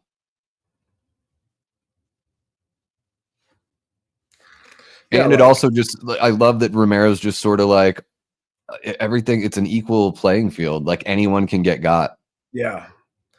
I mean, his leg is just hanging out like a chicken wing, just like a drumstick. Yep. I mean, what are you doing, Roger? You Yeah, don't like close the door, hanging out of the door. Yeah, you can't hear anything. Yeah, you got a helicopter above you. Hottest zombie ever, right here. I mean, and he gets warnings. It's like, yeah, hottest zombie. She is hot, huh? She's gorgeous. She's a sexy 70s woman. I bet she smells like cigarettes, and I'm there for it. Yeah, she still smokes even as a zombie. Yeah. Ooh. Oh, yeah. See you later. Yeah, I mean, like he gets away with it here, barely. I don't think they get him quite yet. Nope. I mean, he even like Peter tries to set him straight. Yeah. But it's almost so Roger gets to this point where he's almost like personally offended at the zombies, right? Yeah. He's just sort of like, how dare you, kind of. Yeah. Ugh. Oh, right in Blood the mouth. Too. Money shot. I always wondered, like, how come, if it goes in, like, what are the rules here? You got to get bit because blood is all over him. Yeah. In the Romero movies, it's that you have to be bit. Yeah. It's in the teeth. But in like 28 Days Later, it's like if they spit in your eye, you get infected. Recently rewatched the sequel to that 28 Weeks Later. I think that's one of the I actually prefer that to the original 28 Days Later. I still haven't seen that one because I thought 28 Days Later was like, to me. Yeah. No, I felt the same way, but they've aged really well. And the second one, I think is better. It's like really good. And it's all right. It's pretty brutal. It's brutal. Yeah. I've heard recommend it. Yeah, I've heard really good things about it, so I should just buck up. It has one of the best opening scenes since like Dawn of the Dead. Like it really just sets the pace. Cool. And back when I saw it years ago, I was like, oh, it's pretty good. And then I saw it recently again, and I was like, wow, this is really good. Like time is a weird thing. Things cook. Yeah. And I think sometimes with film, it's sort of like listening to records. Like you can, if you take a break or you've experienced it a handful of times, you start to see different layers and different wrinkles Yeah. that you didn't notice before. Here you can see Roger's really starting to crack up now. Yeah, Wiping but the blood off the windshields, you know? yeah, when he says that line where he's like, "We got this, man. We got Yeah. this by the ass." That's another classic And Romero that's line another right there. observation. You're like, they haven't even slept, have they? You know? I mean, Yeah. Who knows the last time these guys slept? they probably got into that pharmacy, got after some 70 speed. Probably Yeah. got them going. And they haven't slept. They had like crackers and caviar and Jack Daniels. That's what they've been up to. Yeah, Billy, in the original cut or the original script, yeah, Peter and Francine were gonna off themselves. But Romero was like, I think I like these characters too much. I want a bit of a happier ending for them. It's still uncertain. It's not really a truly happy ending, but at least we know that they made it out of that situation. Yeah, Tom Savini and Tasso. And they would work together so much after this film.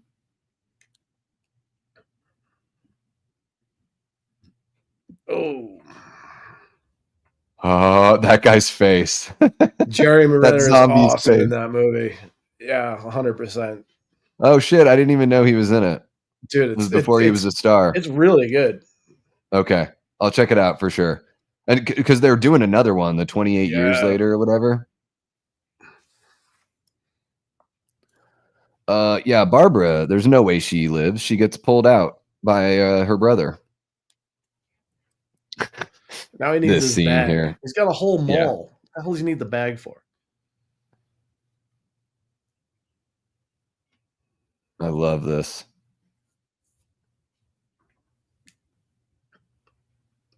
Yep. Yeah. Using that, they've got the commonality of like the, military kind of training. Yep. So he's able to speak to him like a soldier, although Roger still doesn't have it figured out, unfortunately. It's too far gone. Oh shit, 28 years later is this summer. Yeah, I'm looking forward to it too. Oh yeah. I haven't really seen a good theatrical release of a horror movie in quite some time. Fuck. I mean, this is a dangerous game they're playing anyways. Oh yeah.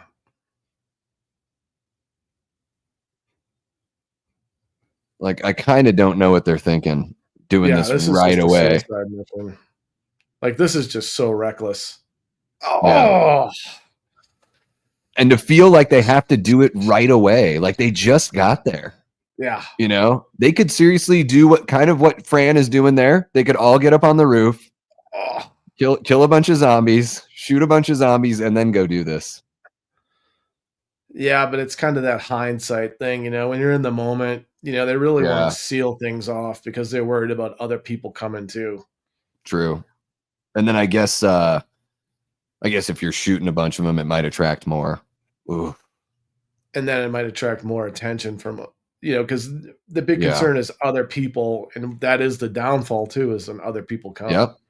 Oh yeah. But I love how, it bites them once. One of them, they bite his arm, and you're like, well, maybe it's not gonna, transmit. But then boom, they get his leg, and you're like, no, he's screwed. Like, not only is he, now he can hardly walk. He's got 2 bites. I mean, talk about a bummer. Waking up in the morning the next day, like, oh, yeah, I got bit by zombies yesterday. I'm gonna turn into one. That's a terrible morning to have. Yeah. Here, drink this whiskey. It's the only thing you have left, bro. Eat some peanuts and slam the Jack Daniels. Yeah. Yeah, Billy, we talked about that a little bit earlier. Yeah, he's got that brief, blink and you miss him. And then in that European cut that Dario Argento put together, he's got a bit more. Yeah. What's happening, Sam? Hope you're having a great week. so far. Thank you so much for jumping on in. If you want to watch along, we're watching George A. Romero's Dawn of the Dead on YouTube. So there's a link in the description and pinned in the chat. I think we're about Oh, halfway through now. Something like Yep. that. This is one of my favorite lines coming up in the whole film. The I sucker think with about it money all the to buy this time. gun. Yeah. Yeah, I think about it when I see people that have like really nice or giant trucks / cars and they can't Yeah. seem to like park or drive correctly. I think of this line. I'm like, you can buy the big truck, you just don't know how to drive it, do you? Yep. He's constantly telling Flyboy like how to live life. Yeah. Here we go.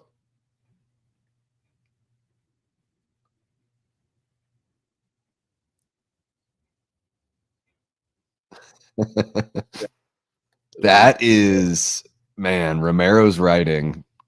Chef's kiss.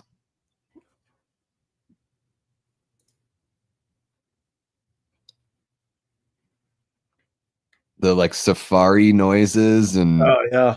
drums and yeah, they're really putting you there. But now they're fully loaded. Like they got all the guns. Yeah. Now. Like, It look is at so those wild. guns. Yeah. Woo. They're ready. They're ready. Look at Rambo, them now. eat your heart out.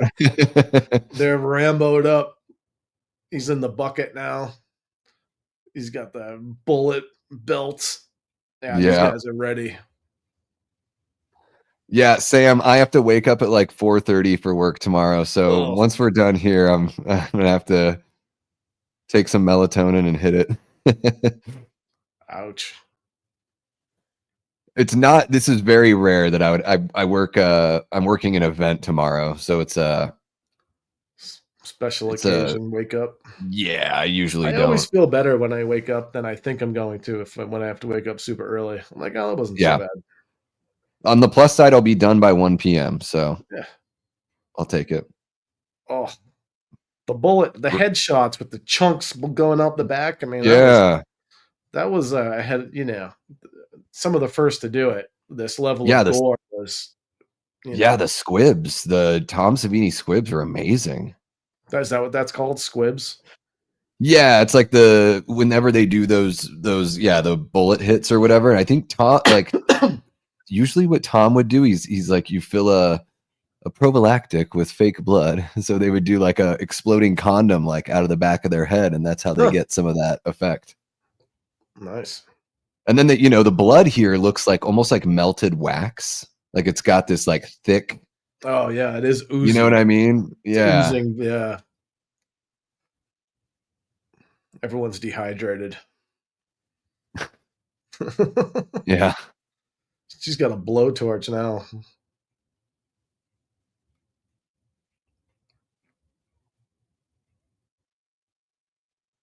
Oh shit! It's a hatchback. I know.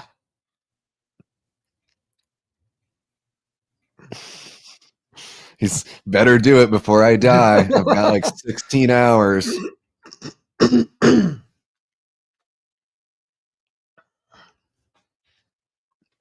Yeah, they find a man. They play the slow zombie thing so well here. Yeah. There's still that like danger. Look, Oh, even geez. she's getting pissed at him because he doesn't have the keys ready. The more I see this over the years as an adult, the more Steven is just like, oh my god, you just don't want to be him. Yeah. Oh my god, dude! Then he can't get the keys off the belt. Yeah, you can't do anything other than fly a helicopter. This guy. He's lucky he can fly a helicopter. Oh my goodness! There you go. Get the hell out of here. Blowtorch.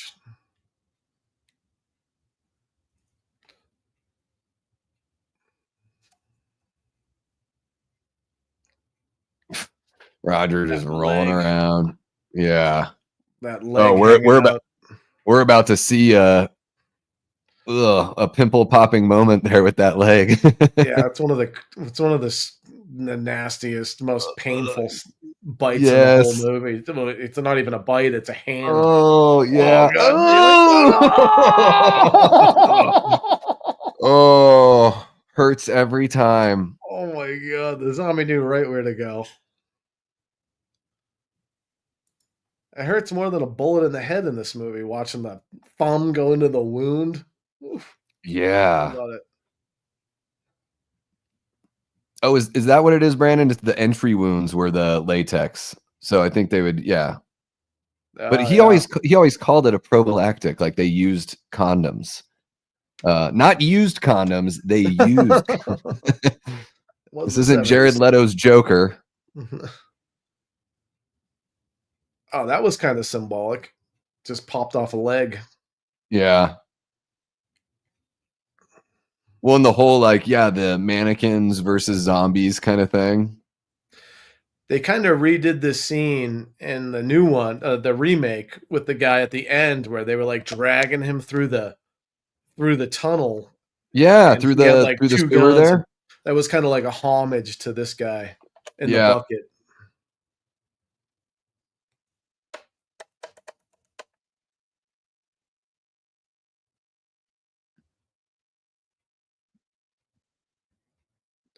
Imagine that if your like walls were, you're like, oh, let me look out the window. Oh wait, I can't because it's like 100 zombies pressed against the back.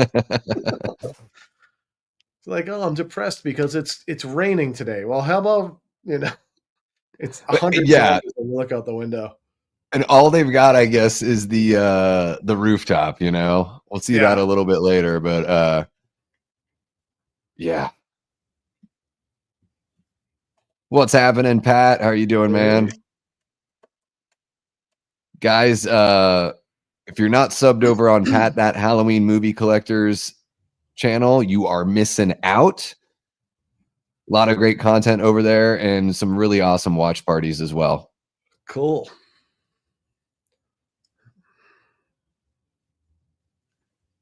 He's a fellow East Coaster there in PA. Oh, nice.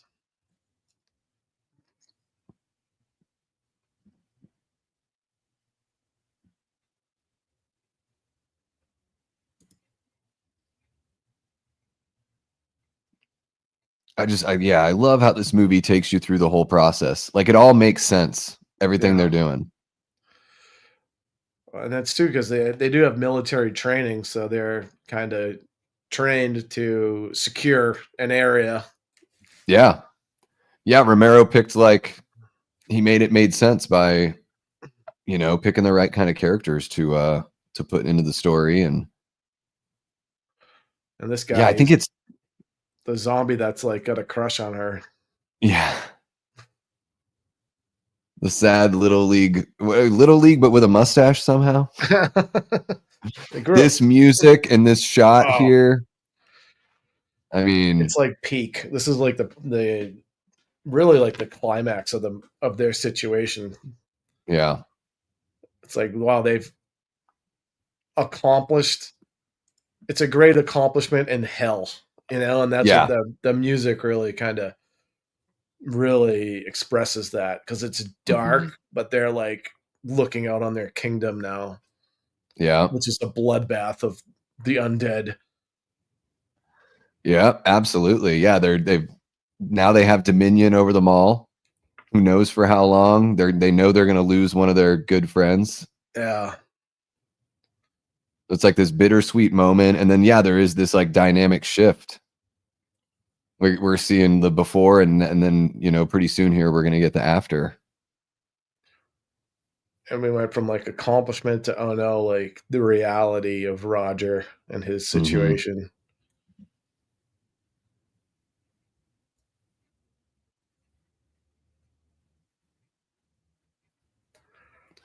He's got it all figured out.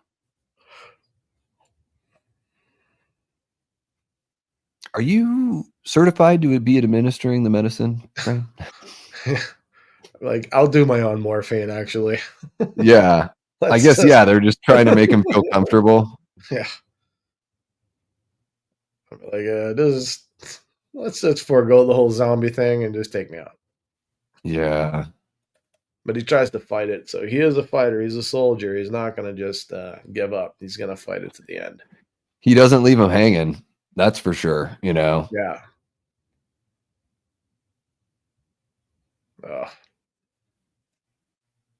Where? What?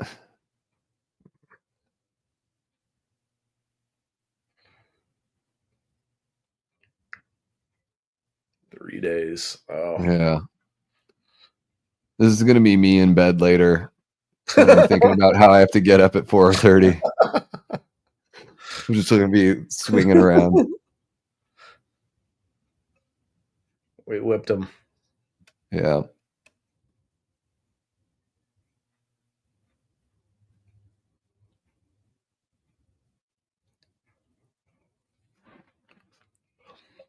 That's man, that performance. Now, did that song "Whip It Good"? Did that come out before or after this movie?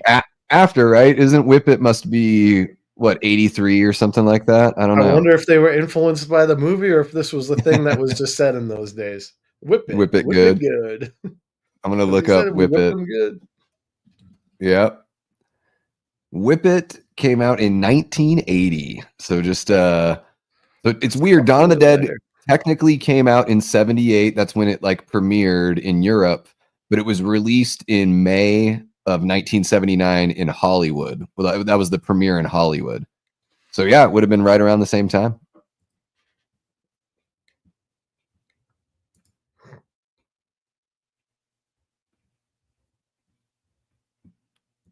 You got it, Pat. Of course, man. I've been missing some of your streams lately because I've been working a little bit more this week, but always a damn good time. Yeah.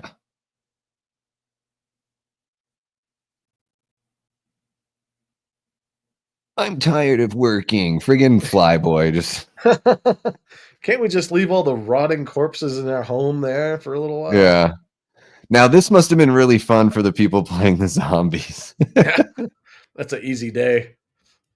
I heard they got like it was what they got paid like $5 in a meal, like a McDonald's meal or something like that. You just put that right on your leg.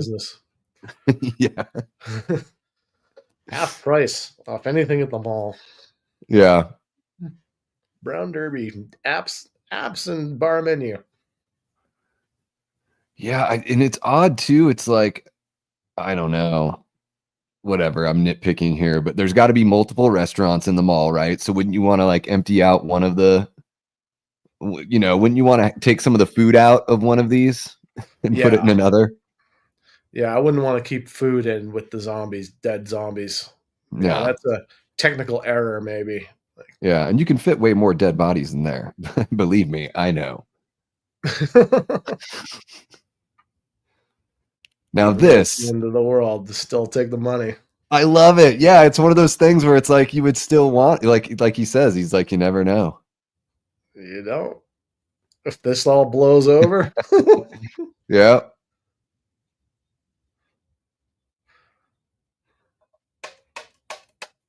Now this is like a fun time.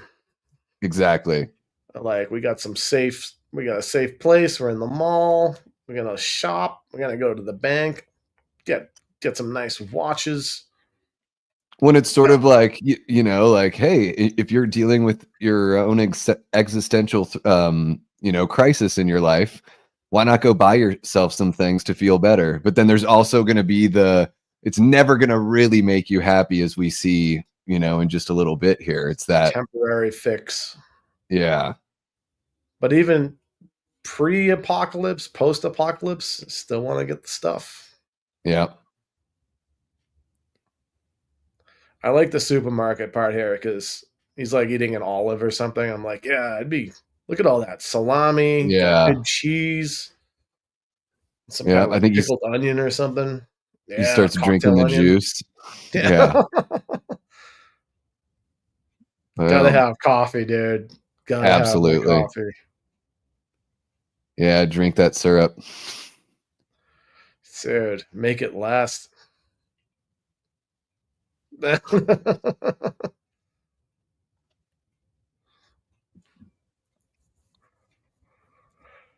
Pat, I'd imagine you're a massive fan of the original Dawn of the Dead. Is it your favorite zombie film of all time? How would you rank the Romero? I guess at least the first three. Love the arcade stuff here too. I'm a video game nut, so I just noticed you gotta like how Flyboy gets a haircut, and it's the same as his hair before the haircut. yeah. She just cut the stragglers, right? Yeah, just a trim.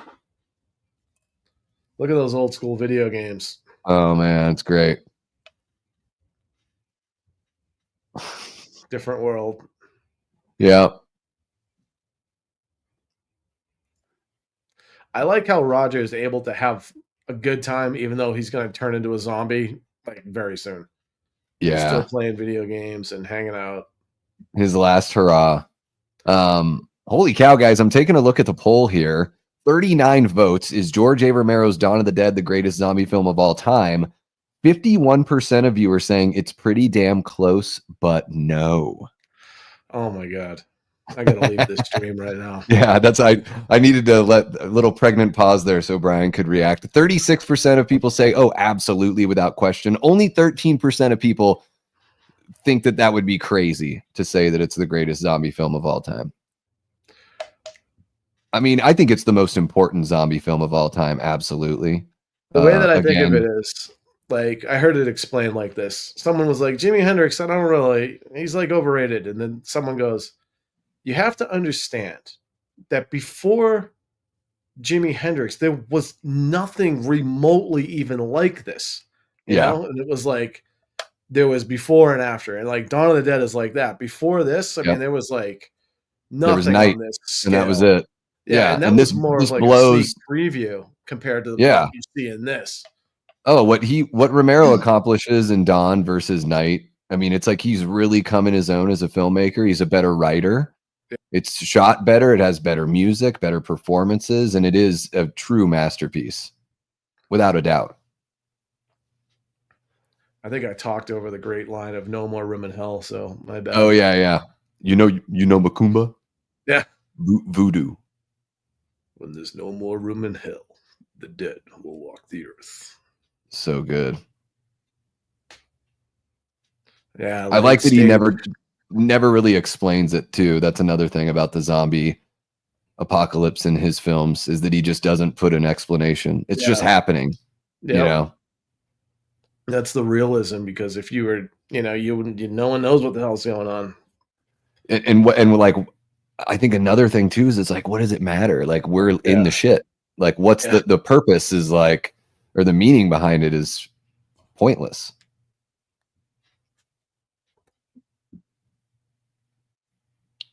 So Pat says Night of the Living Dead's your favorite, then Dawn, then Day. Okay, so you just rank them in order. All right.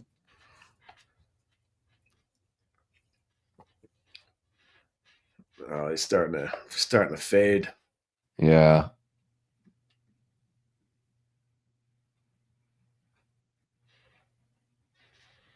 Great performance here. It is. And Peter getting all emotional, like, I mean, what, you figure they've only been here like a couple days at this point, right? Yep.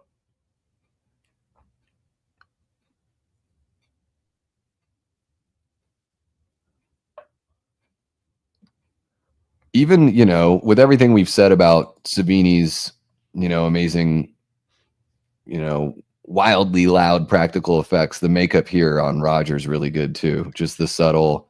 I was thinking that too. He looks more gaunt, like, and that's probably like, the actor is slim, but also it's like, the shading with the makeup's really nice. The sunken in eyes. It's great. You can see the transition starting to happen. Yeah. Another subtle touch. Mm-hmm. Dummies. When he starts like talking to himself, this guy. He's powerful. That. Yeah. He's believable.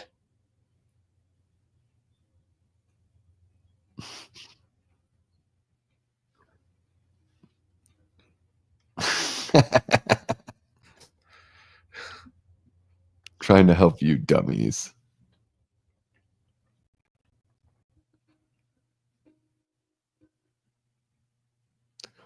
Perfect that they're putting the news commentary in the background during the scene with Roger too.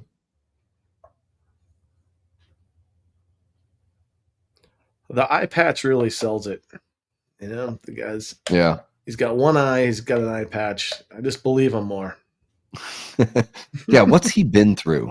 You know, did he lose? Did a zombie take that eye? Yeah, yeah.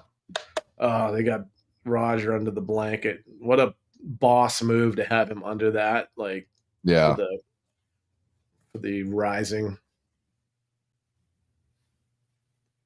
And now this guy's suggesting nuking American cities to reset.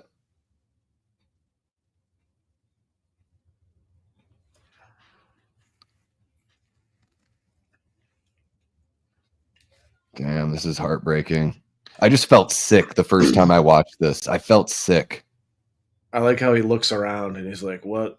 You know, you're like, wait yeah. Oh, so like there's a little bit of Roger in there for a moment. And then, nope, that's not Roger. Yeah.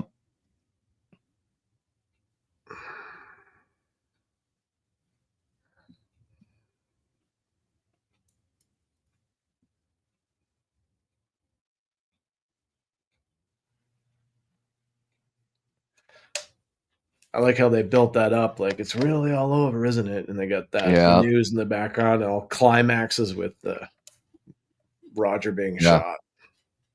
It's the third time there's been a gunshot that cuts the music. I've noticed that too. Nice. And he's just talking to himself here. It's like he's coping, you know, like everybody else is. Just yeah. It's just so, I don't know. Sometimes the stars align and the performances just organically feel so natural and so real, whether it's you're listening to a record or you're watching a film.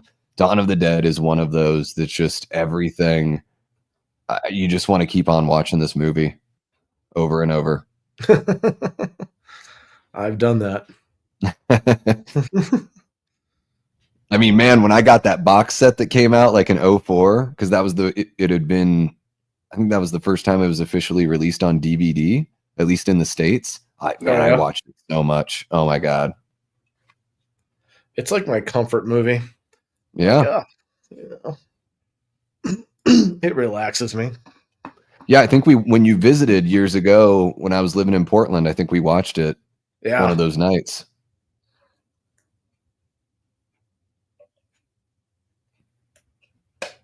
Yeah, Billy, we talked a little bit. Brian's got a Return of the Living Dead shirt on with trash there.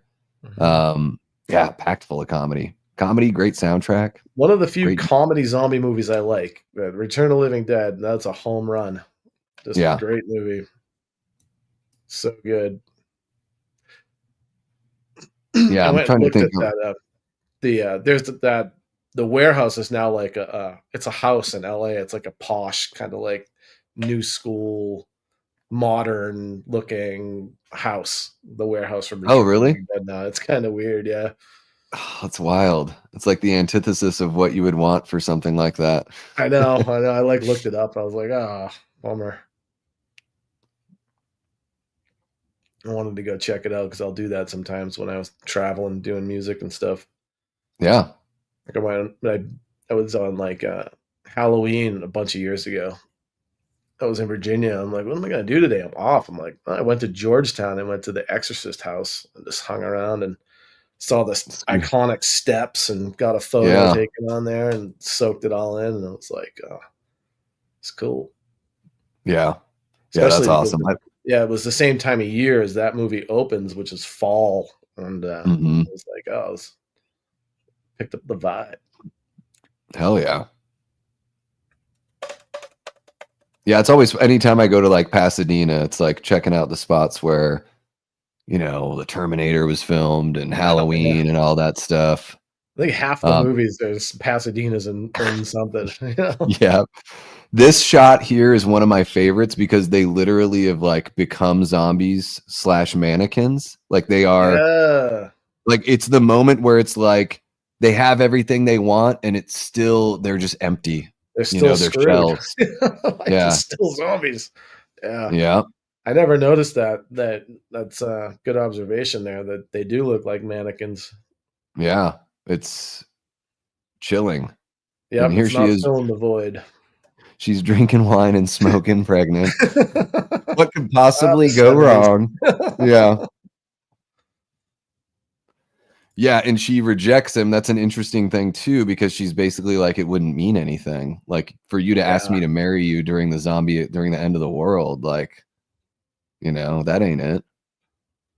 It's harsh. She wouldn't marry him if it wasn't the end of the world. Yeah. Unfortunately, that was just a good excuse. She's like, even though it's the zombie apocalypse, I still want to keep my options open.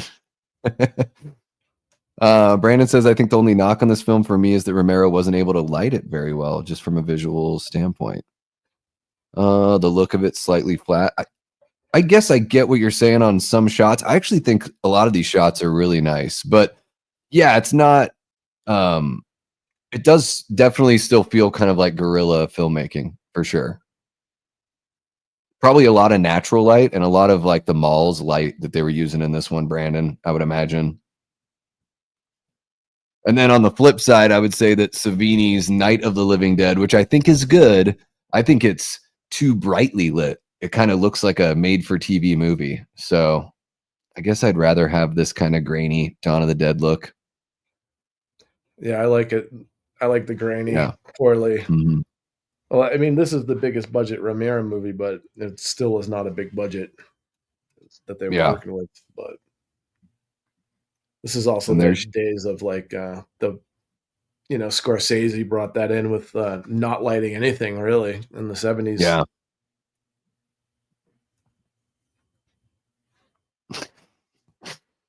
I love this PA announcement. Half hour. Like that's got to be something they actually had. Like, oh yeah, free bag of hard candy. I'd probably go down there anyways. I mean, the PA announcement, like they didn't make that for the movie. That's just something that the mall had that they just, look at that digital record player. That is a killer turntable. That probably cost so much. Yeah, that was not cheap back then. Listen to good music. Mm-hmm. And then, it's just this like exercise in futility at this point. Like they're living, but are they living? Like where's this going? What is like all you're doing is like getting drunk and playing cards. Like, and she said she wasn't going to be den mother, but she was the nurse for Roger. She's making the food now. They're gambling away their money that's like has no worth. That's depressing. Even the one-eyed eye patch guy is gone. Yep. No broadcast. So what, you figure this is weeks later then? They don't really explain the passage of time, but I figure they've been there for a month or so. Yeah, probably no more than a month, I would say. So it's like they have it probably go by her pregnancy levels. Sure, okay, that's true. She wasn't showing at the beginning, and now she kind of is. So maybe it's been months, yeah, maybe more than that. Yeah, they've got a kind of a killer apartment here. Yeah, that's what I'm saying. I'm like, is that like a Betamax? They're not getting along. No, I love this back and forth. He's like, oh yeah, I'm gonna turn the TV on anyways. Yeah. And Peter's like, awkward. At least when they had Roger, he broke the ice a little bit. Peter wasn't just in the middle of all this all the time. Peter's like, well, I'm gonna go somewhere else. Let's see you guys. Here we go. Yeah. Time for some flying lessons. At least 6 months, says Jamie, since she's showing. Okay. Yeah. All right.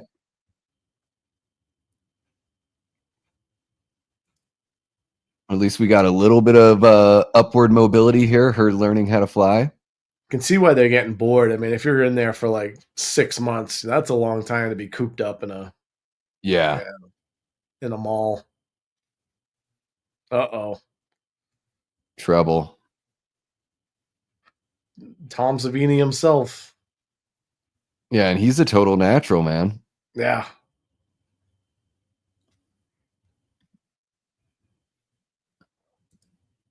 Billy, I don't know if Romero regretted killing off Barbara and Ben. I love how he has a mustache comb. Yeah. This is not what you want to be hearing while you're laying on the couch. Nope.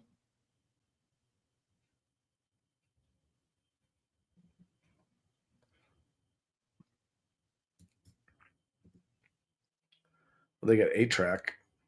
Yeah, they do. Yeah, I saw that. That blue 8-track tape. Yeah.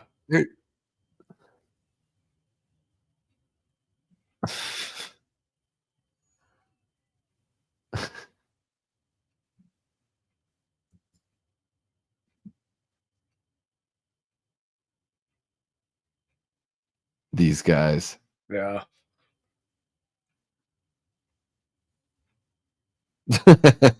Yeah.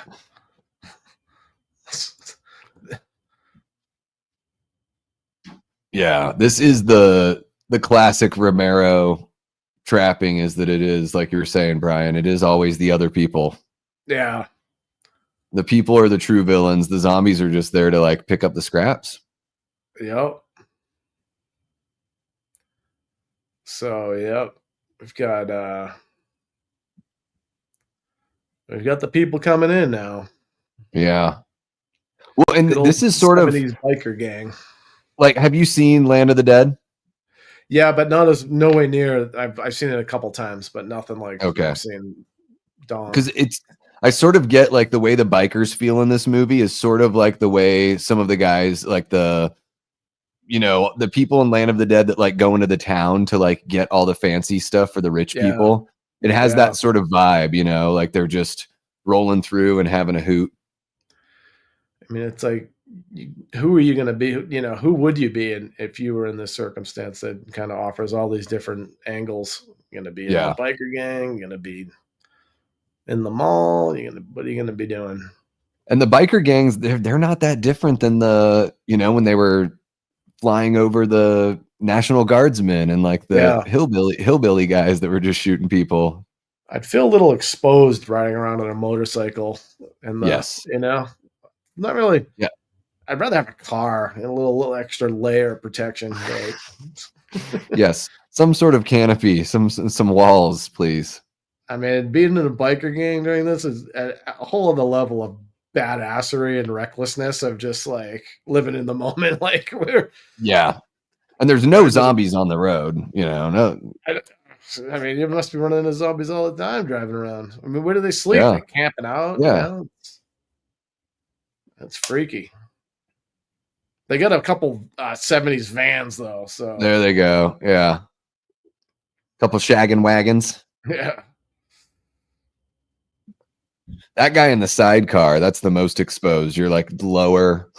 Yeah, I wouldn't want to be that. You're at the mercy of somebody else. Oh, yeah. And we're back with the zombie music.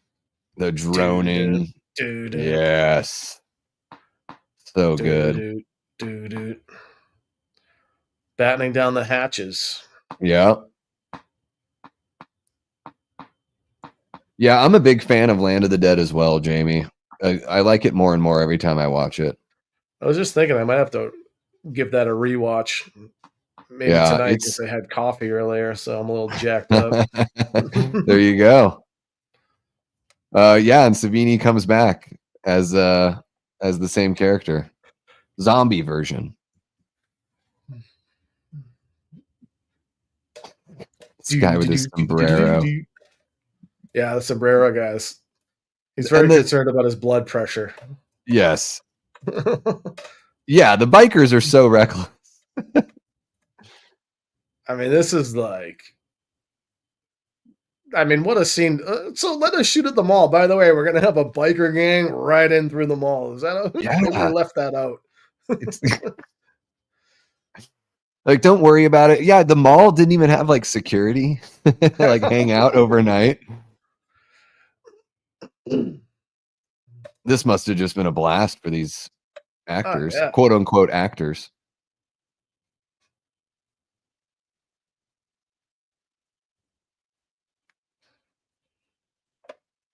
And then there's this whole attitude here that Flyboy starts to have, you know, of like, this is ours, even though it's not really theirs, you know, this sort of like, how dare you take over what we, yeah, this is mine. Yeah, and you know, I guess losing dominion again, like the humans had dominion, and then the zombies took it over, and then they took over the mall, and now it's being taken back over from these guys. I know, you got to be willing to let go at the appropriate time. However, if I put in all that work and you even have Roger buried in the garden, you know, there is like a homeland element to that. Your safe place has now been ruined. Well, and they probably would have been, if they just like stayed in their apartment, they probably would have been okay. Yeah.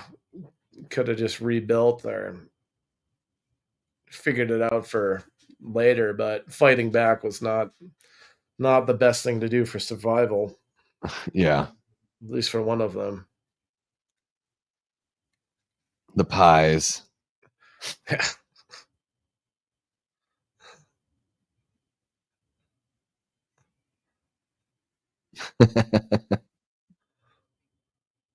I'm guessing this was, does he write this into the script, or is he just like the day of, they're like, oh, this would be fun. We got all these pies here. Let's put them to use. That zombie that's like, how dare you squirt water in my face? I mean, it's another example where they're the slow zombies and they're like, yeah, we're going to joke around and blah, blah, blah, but not for long. No. Yeah, he's fast blinking. He is pissed off. Because not only is for the bikers there, not their enemy also is the other humans. You know, it's not the zombies that really get them; it's the other humans who take them out too. Yeah, I never thought about it from their point of view. What's happening, Allie? How are you doing tonight? Hope you're having a great Friday. What's up? If you want to join us, there's a link pinned in the chat or in the description. This guy, yeah. He's really worried about that blood pressure. Yeah. And again, Flyboy with a gun totally screws everything up, right? I mean, it's... I mean, even though I've seen this movie probably 950 times, as a first-time viewer, you can tell that Flyboy is going to be like going to have issues. Yeah.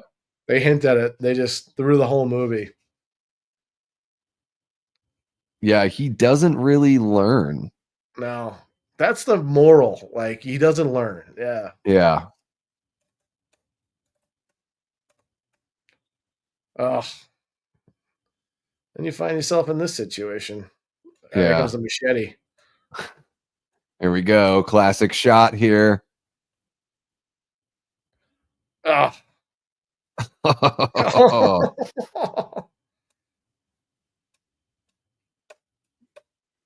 Oh, little kid getting shot. Oh, shit. I never noticed the little kid.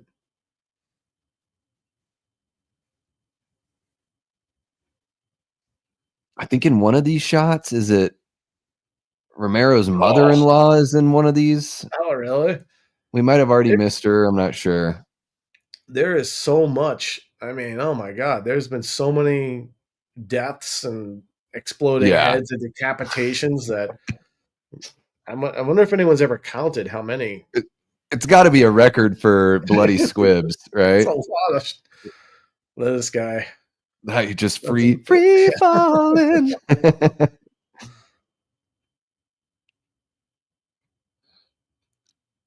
He doesn't miss. Yeah.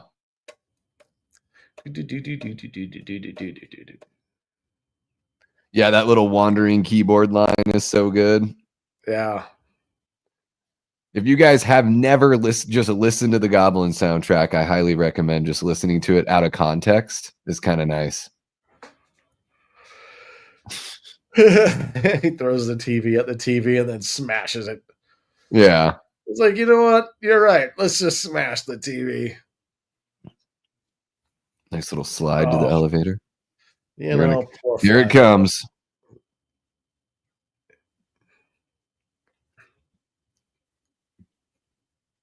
Oh, when Savini's like, I see you, chocolate man. Yeah. What?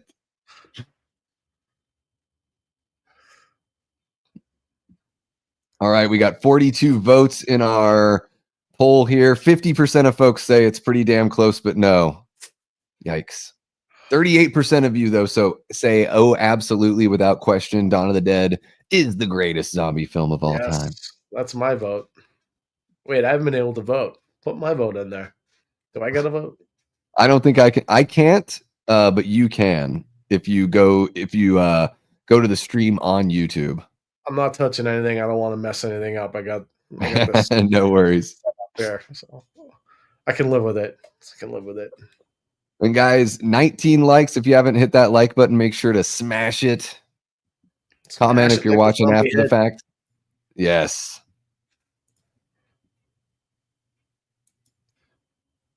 Brandon says it always bothered me how quickly Flyboy turns. Well, I think it's like the severity of the wound. Yeah, I think he got a lot of bites. He gets shot a couple times, so he's already losing a bunch of blood, and I think he gets bitten like on his neck.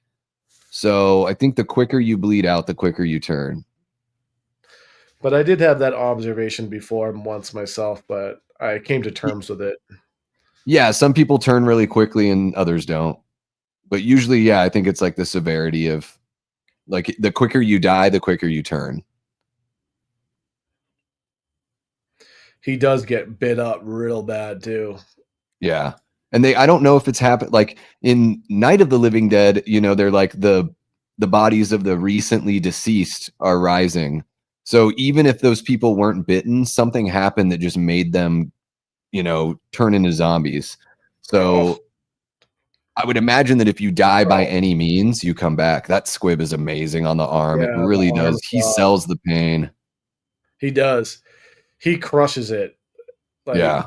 He absolutely crushes it as someone getting eaten by zombies and coming back as well. Right in the neck. There we go. Oh. I love how he like holds her as a hostage. Like was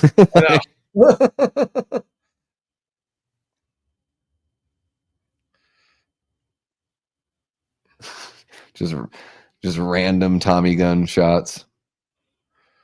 Yeah, these guys didn't really think this through. But that's not that's right. That's right, Billy. She was stabbed and then she came back because she was killed.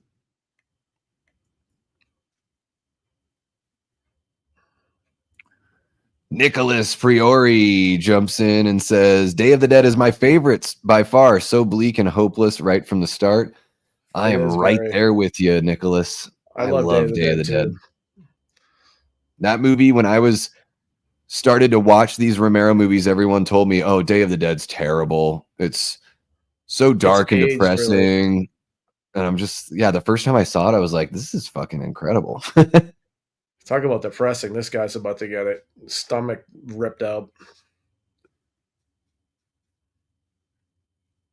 This guy's very concerned with his health. Again, yes. He's been eating those Orange Julius hot dogs we were talking about earlier.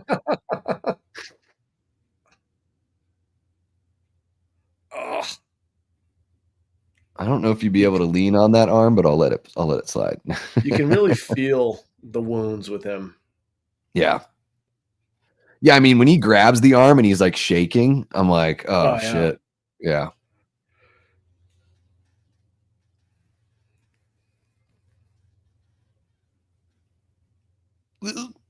Oh, the one-armed pull-up. I mean, come on. Ain't gonna happen. That's impressive. I'd be stuck down there. I can't do no one arm pull up. Oh, Yeah. there- Oh, speaking of one arm. Oh, yeah, here comes this. Oh, chunks. Yeah, speaking of one arm, exactly. This guy's acting as they rip his guts out. I love it.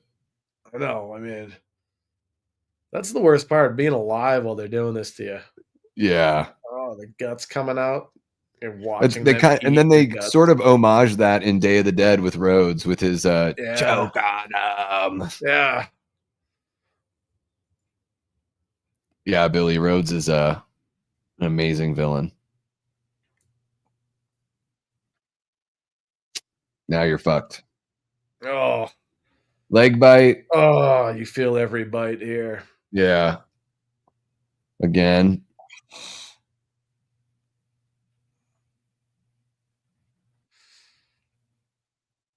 Oof. Oh, then they just get after him in there. That shot right there is beautiful too. Like I don't think it really looks too flat, but yeah, I mean it was the 70s. There's a lot of beiges. Yeah. Fran is looking hot, pregnant Yeah. and hot. Those hormones are pumping. Yeah. That Farrah Fawcett hair. Whew. Shit. There we go. Yeah, Neck the bite. I think that's that's the one. Yeah, that probably did it. All the bites and the bullet wounds, like you're losing blood fast.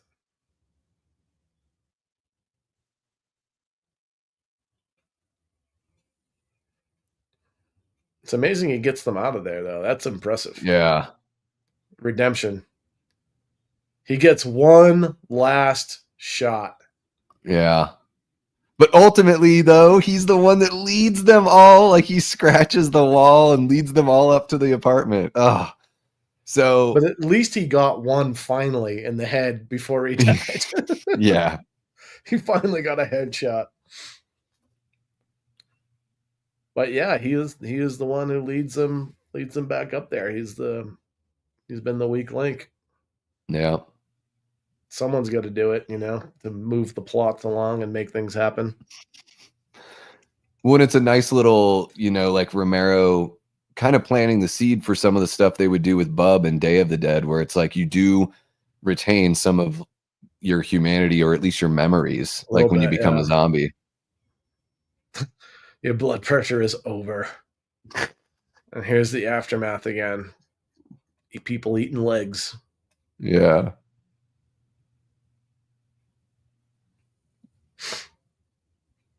It's been hours. All right. Yeah, he's not good. Oh, when the elevator opens, it's like, duh. You're like, oh yeah.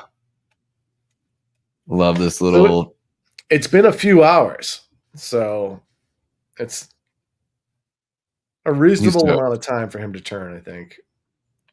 True.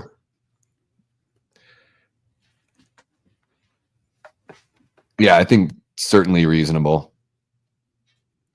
Not reasonable that the elevator would be closed that long. Oh, one of the best zombie performances. Yeah. Really is just iconic with the foot. I mean, the gun like twirling around on his finger. Yeah. Like how you don't. Sorry, go ahead. Yeah, I was just gonna say that may be the best zombie for me of all zombie movies. I mean, for the small amount of screen time he has, completely iconic. Yeah. There's the money. No one cares about it. Yeah. Makeup smashed. Yeah. No makeup, no money. Yeah. Zombies.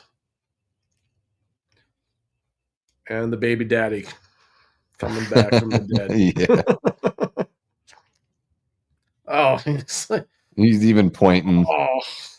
Follow me, nurse zombie. And then you got the guy that's got the automatic rifle, the zombie with the automatic rifle. Just This is staring like down the the all-star barrel. team. You got the nurse, you got that other guy. These are zombies that are doing the Yeah. whole thing. Escalator zombie is there. Yep. Now you only know if you know that that's a Yeah, entrance. I probably would have fortified that wall a little bit better. probably. It's like In cardboard. hindsight, you know, like actually, we probably should have put a little more work into the wall while we were hanging around for 6 months. Yeah. Yeah, Brandon brings up a funny point. I wonder how much of this budget was spent replacing shit they broke in stores. Yeah, I mean, they trashed. I just imagine what the cleanup was like. And then, of course, replacing. They either had to replace some of the merchandise or they specifically brought in like those shampoos and perfumes.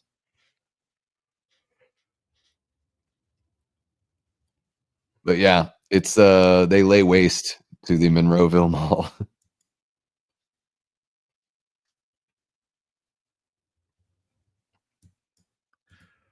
Yeah, Peter's like, Depressing. I mean, you can't let her be alone though. I love how he closes the door. He still has some manners. He's like, yeah, honey, I'm home. And greatest squib in the whole movie. yeah, it is. Oh, the blood hanging out of the mouth. Oh, He looks heartbroken, and as he looks, yeah, but I brought all my zombie friends. yeah. This guy with his arms out like Yep. Frankenstein. Yeah, really, you guys should have been like getting going a bit earlier. But okay. Yep. Let me take care of this stuff. Sorry, I knocked that stuff over.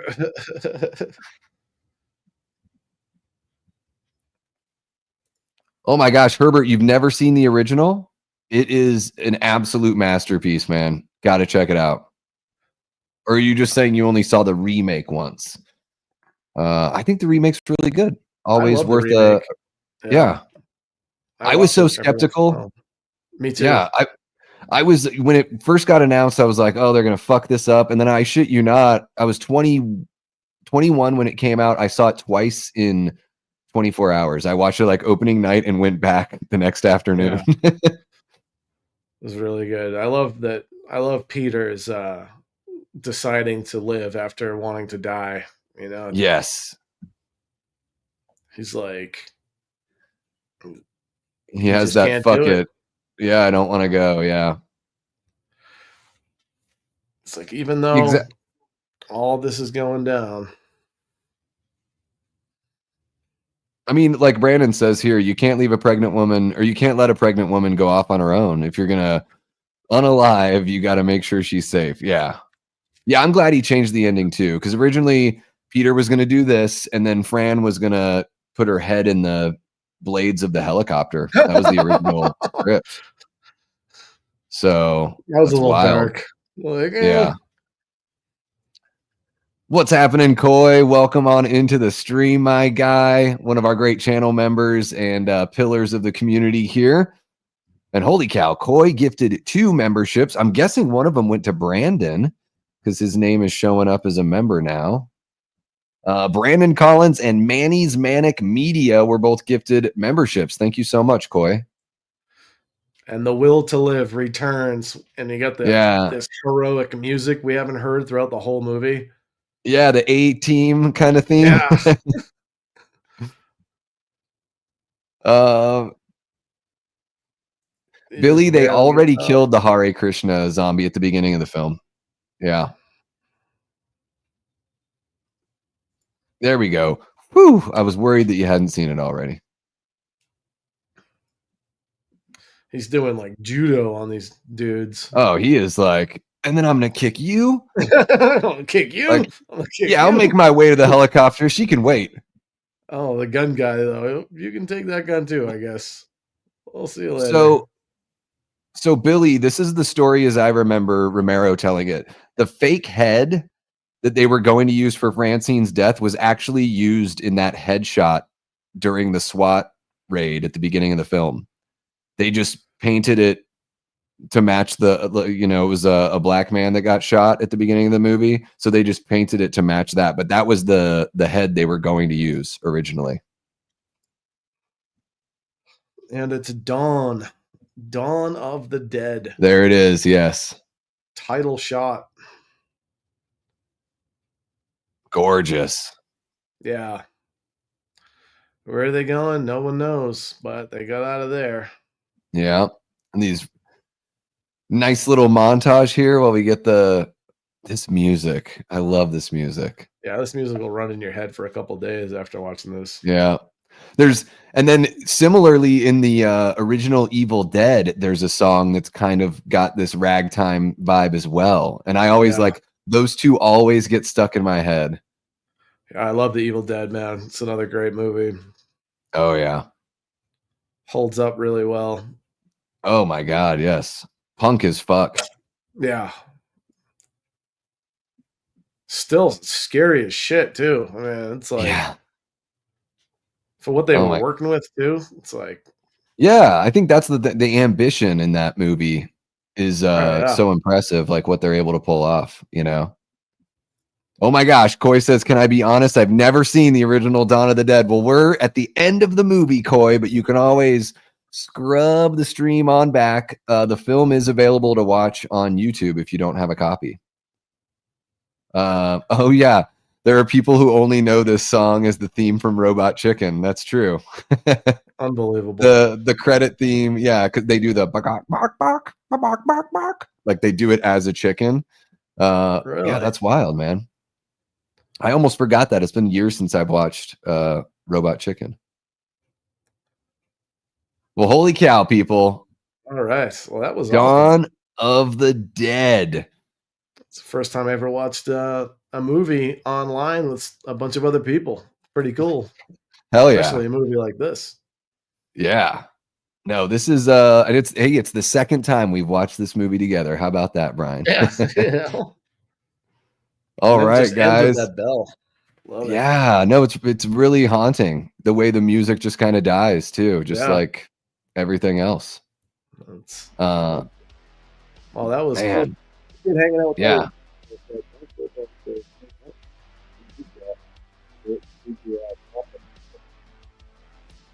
Hell yeah. I think is your mic kind of went out there, Brian. What did you just say? Oh, can you hear me now?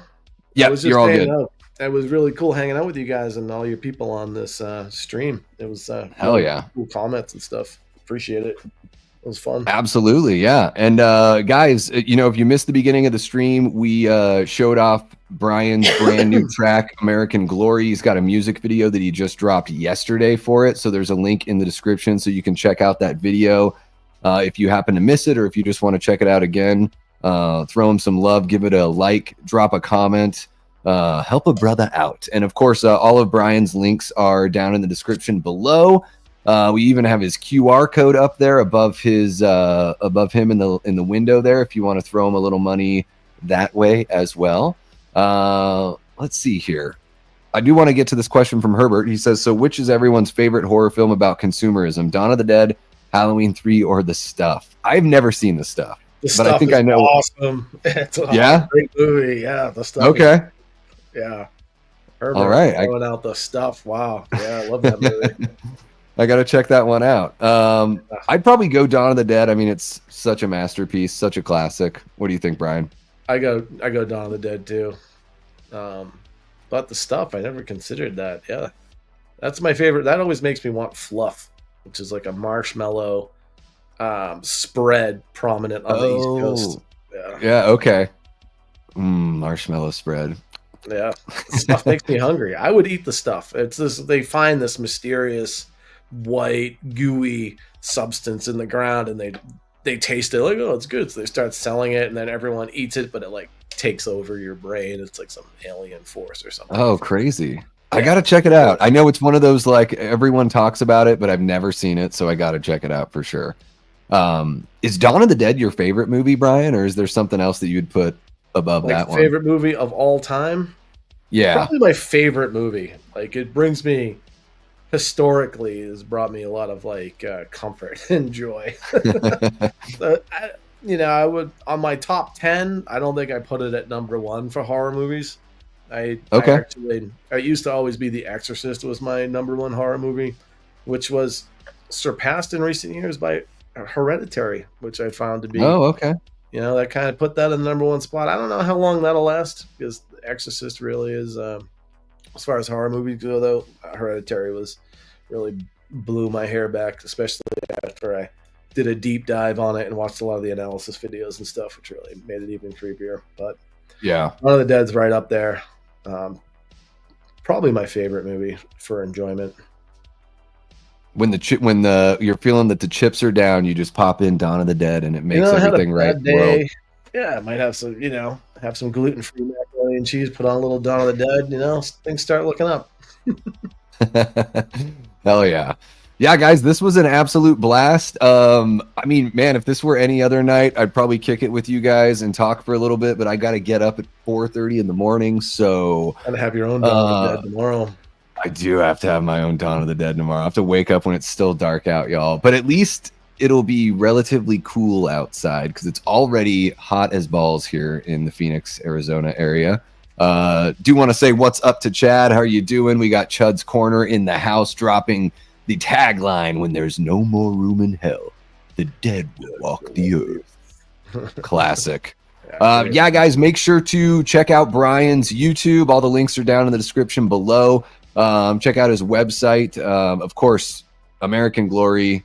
Gotta go give that video some love. Really appreciate you kicking it with us here on the stream, Brian. Do you have anything else? I mean, I know you just dropped a song, but do you have anything coming up here in the relative future as far as like touring or anything like that you want to let the folks know about? No, nothing going on right now. Just dropping the video, working on some other new songs, and might have some shows maybe in the summer, but I have no idea. We'll see. But yeah, nothing. Just pumping the video out now, trying to get eyes on that. And hell yeah, out there. So, but awesome. Yeah, guys, make sure to go give the video some love, of course. And I'll be back here. I know I still owe the members a members only stream. Work was just wild last weekend. But I think I've got an early day on Sunday this week, so I should be able to do a little something with you guys. So I really appreciate your patience as I'm going through this crazy time in my life that you guys are all too familiar with. Don't worry, guys. I filled in Brian before the stream, so he knows what's up.